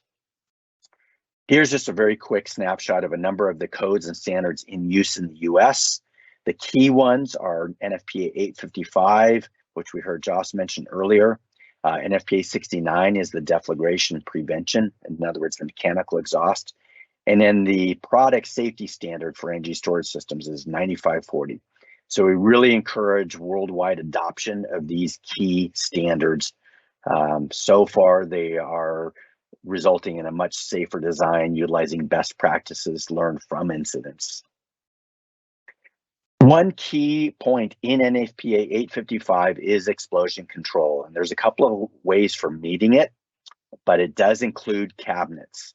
And the deflagration venting that I mentioned earlier, explosion risks remain. I am least comfortable with this method of protection. Preventing the explosion is really the key. So you have either the exhaust system to keep the lower explosion limit below 25% in that area, or another option, which was recently made available, is something that's more performance-based. And when you can show that no pressure waves will occur and no projectiles to be ejected. And we did some work on a simple solution to achieve this. We call it IntelliVent. What we're looking at here is a generic battery cabinet that's experienced a failure inside, and it can be incorporated with any type of sensor, be it smoke, heat, or gas. And the fire alarm control panel that the manufacturer uses would simply send a signal to door controllers that would open the doors very early in the incident, allowing all of the gases and vapors to leave that system. We had originally sought a patent and licensing for this. However, we shifted that because we felt that this approach was so critical for the industry that we did not want to be a burden or a gatekeeper in any way for somebody to utilize any method of this type. So we're supporting industry to really seriously look at using the doors on cabinets to prevent deflagrations. We have one utility that employed this for a 1.4 megawatt system, And you can see the battery on the right there. They're adding linear heat detection cable as the initiator for the doors. But this is just a very quick video to show these doors under test. We have a smoke detection system or a smoke device inside, and you can see how quickly the smoke is evacuated with the doors being opened. It doesn't play very smoothly here on this platform, I can see, but these doors open in just a matter of seconds, very smoothly, not rapidly.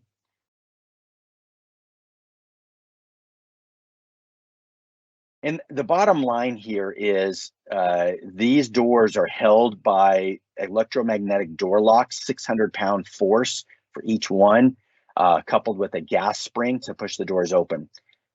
Very reliable and secure, and we hope to see more retrofits of older systems and new systems incorporate this. We've heard a little bit already about the 9540A test method. It starts at the cell level, then tests the module for propagation, and then the unit level to see if fire leaves the unit level. And the installation level is done if fire does leave the unit level, but we already know the fire protection limitations. So really the best design of a system is an outdoor cabinet spaced far enough away to prevent propagation to the next cabinet and prevent an explosion. And I think when we look back at the Tesla Megapack design, they've done an excellent job utilizing that approach. Maybe their spacing could be a little further apart. As a matter of fact, when we look back at the Victorian big battery incident, the key takeaways was they had to provide a lot of water just for exposure protection. So if there had been a little bit greater spacing to take into account wind, then I think water may not need to be used. And the amount of water that's being used on some of these larger incidents is very significant. Over 3 million gallons at a recent incident in an indoor system in Arizona, and that's not sustainable in most areas. So just in summary here, we've seen some significant failures that have resulted in loss of life and significant property loss, large amounts of renewable power off the grid, recalls of residential batteries and EVs, and we've talked about the prevention, detection, suppression as remaining gaps. So safety solutions can represent significant balance of system costs.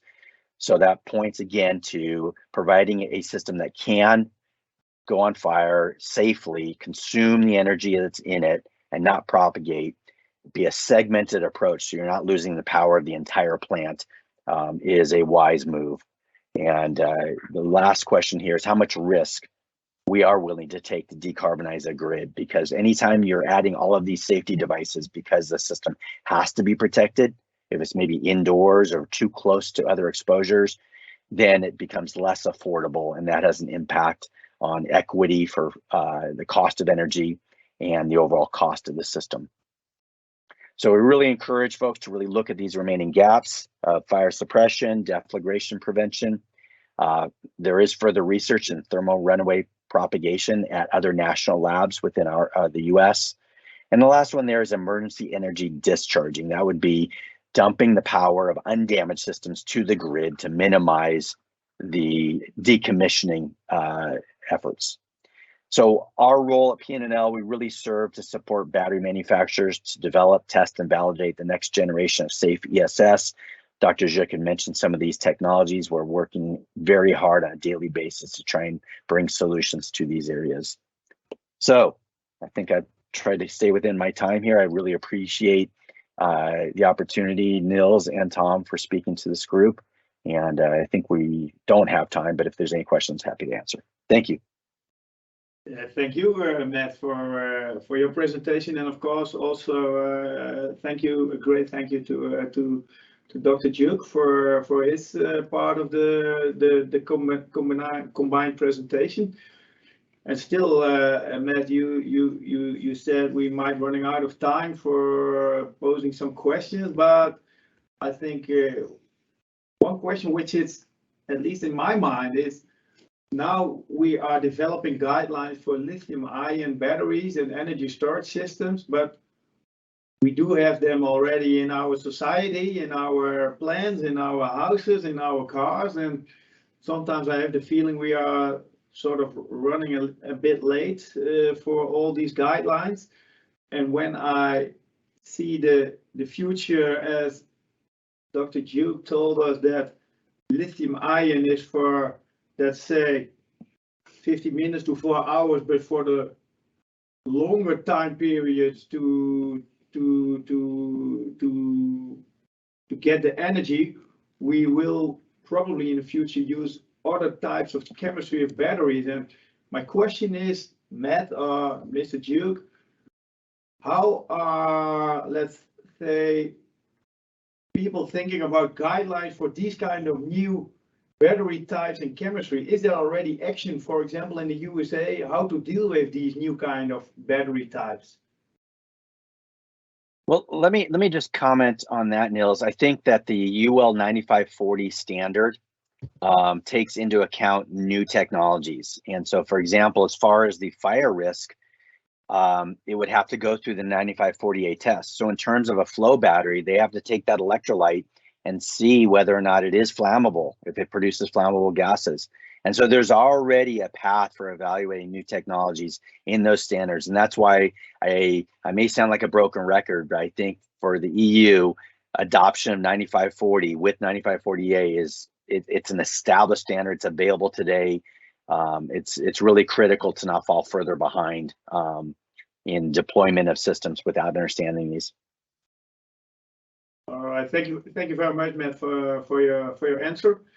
I think we are reaching the end of this online conference, which was, at least from my point of view, a very fruitful conference, because I really learned a lot about case studies, regulations, and policy developments in all kinds of countries outside the Netherlands. And what I, let's say, have in my mind is that a couple of things that are really, let's say, important to have in mind.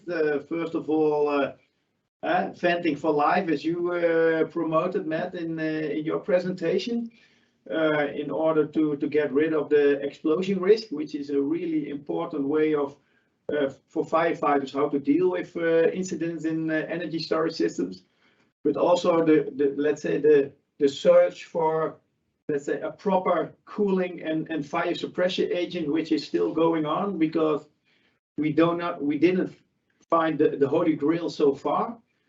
And another thing that is buzzing into my mind is that we have, let's say, first life batteries, we have second life batteries, but maybe in the future we even might have third life batteries. And how do we get track of the state of health of all these kind of battery types, and which is a really important indicator for the safety of energy storage systems. So I think we have still a lot of research questions, research to do, and when we do this research, we get the results, and that's another part of our community.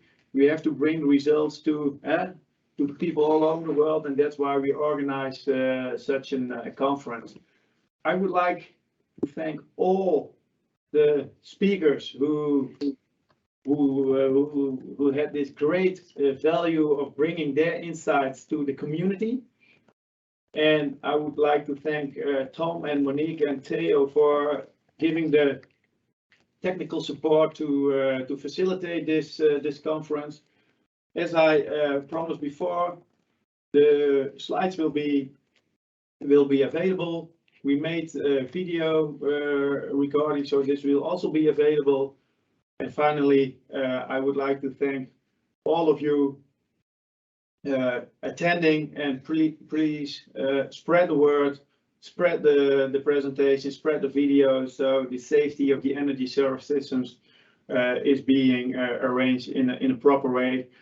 My name was Nils Rosmuller. I'm a professor in the Dutch Institute for Physical Safety, and together with my colleagues, we are doing research after the energy transition, and hopefully we will see each other next year, hopefully in a physical way on a conference, and otherwise we will prepare a digital and online conference, and we will continue with bringing the knowledge from Australia, from Norway, from the United States, from the UK, and from our own country, and all kinds of countries in Europe, to bring the knowledge to you. Thank you for attending and see you soon.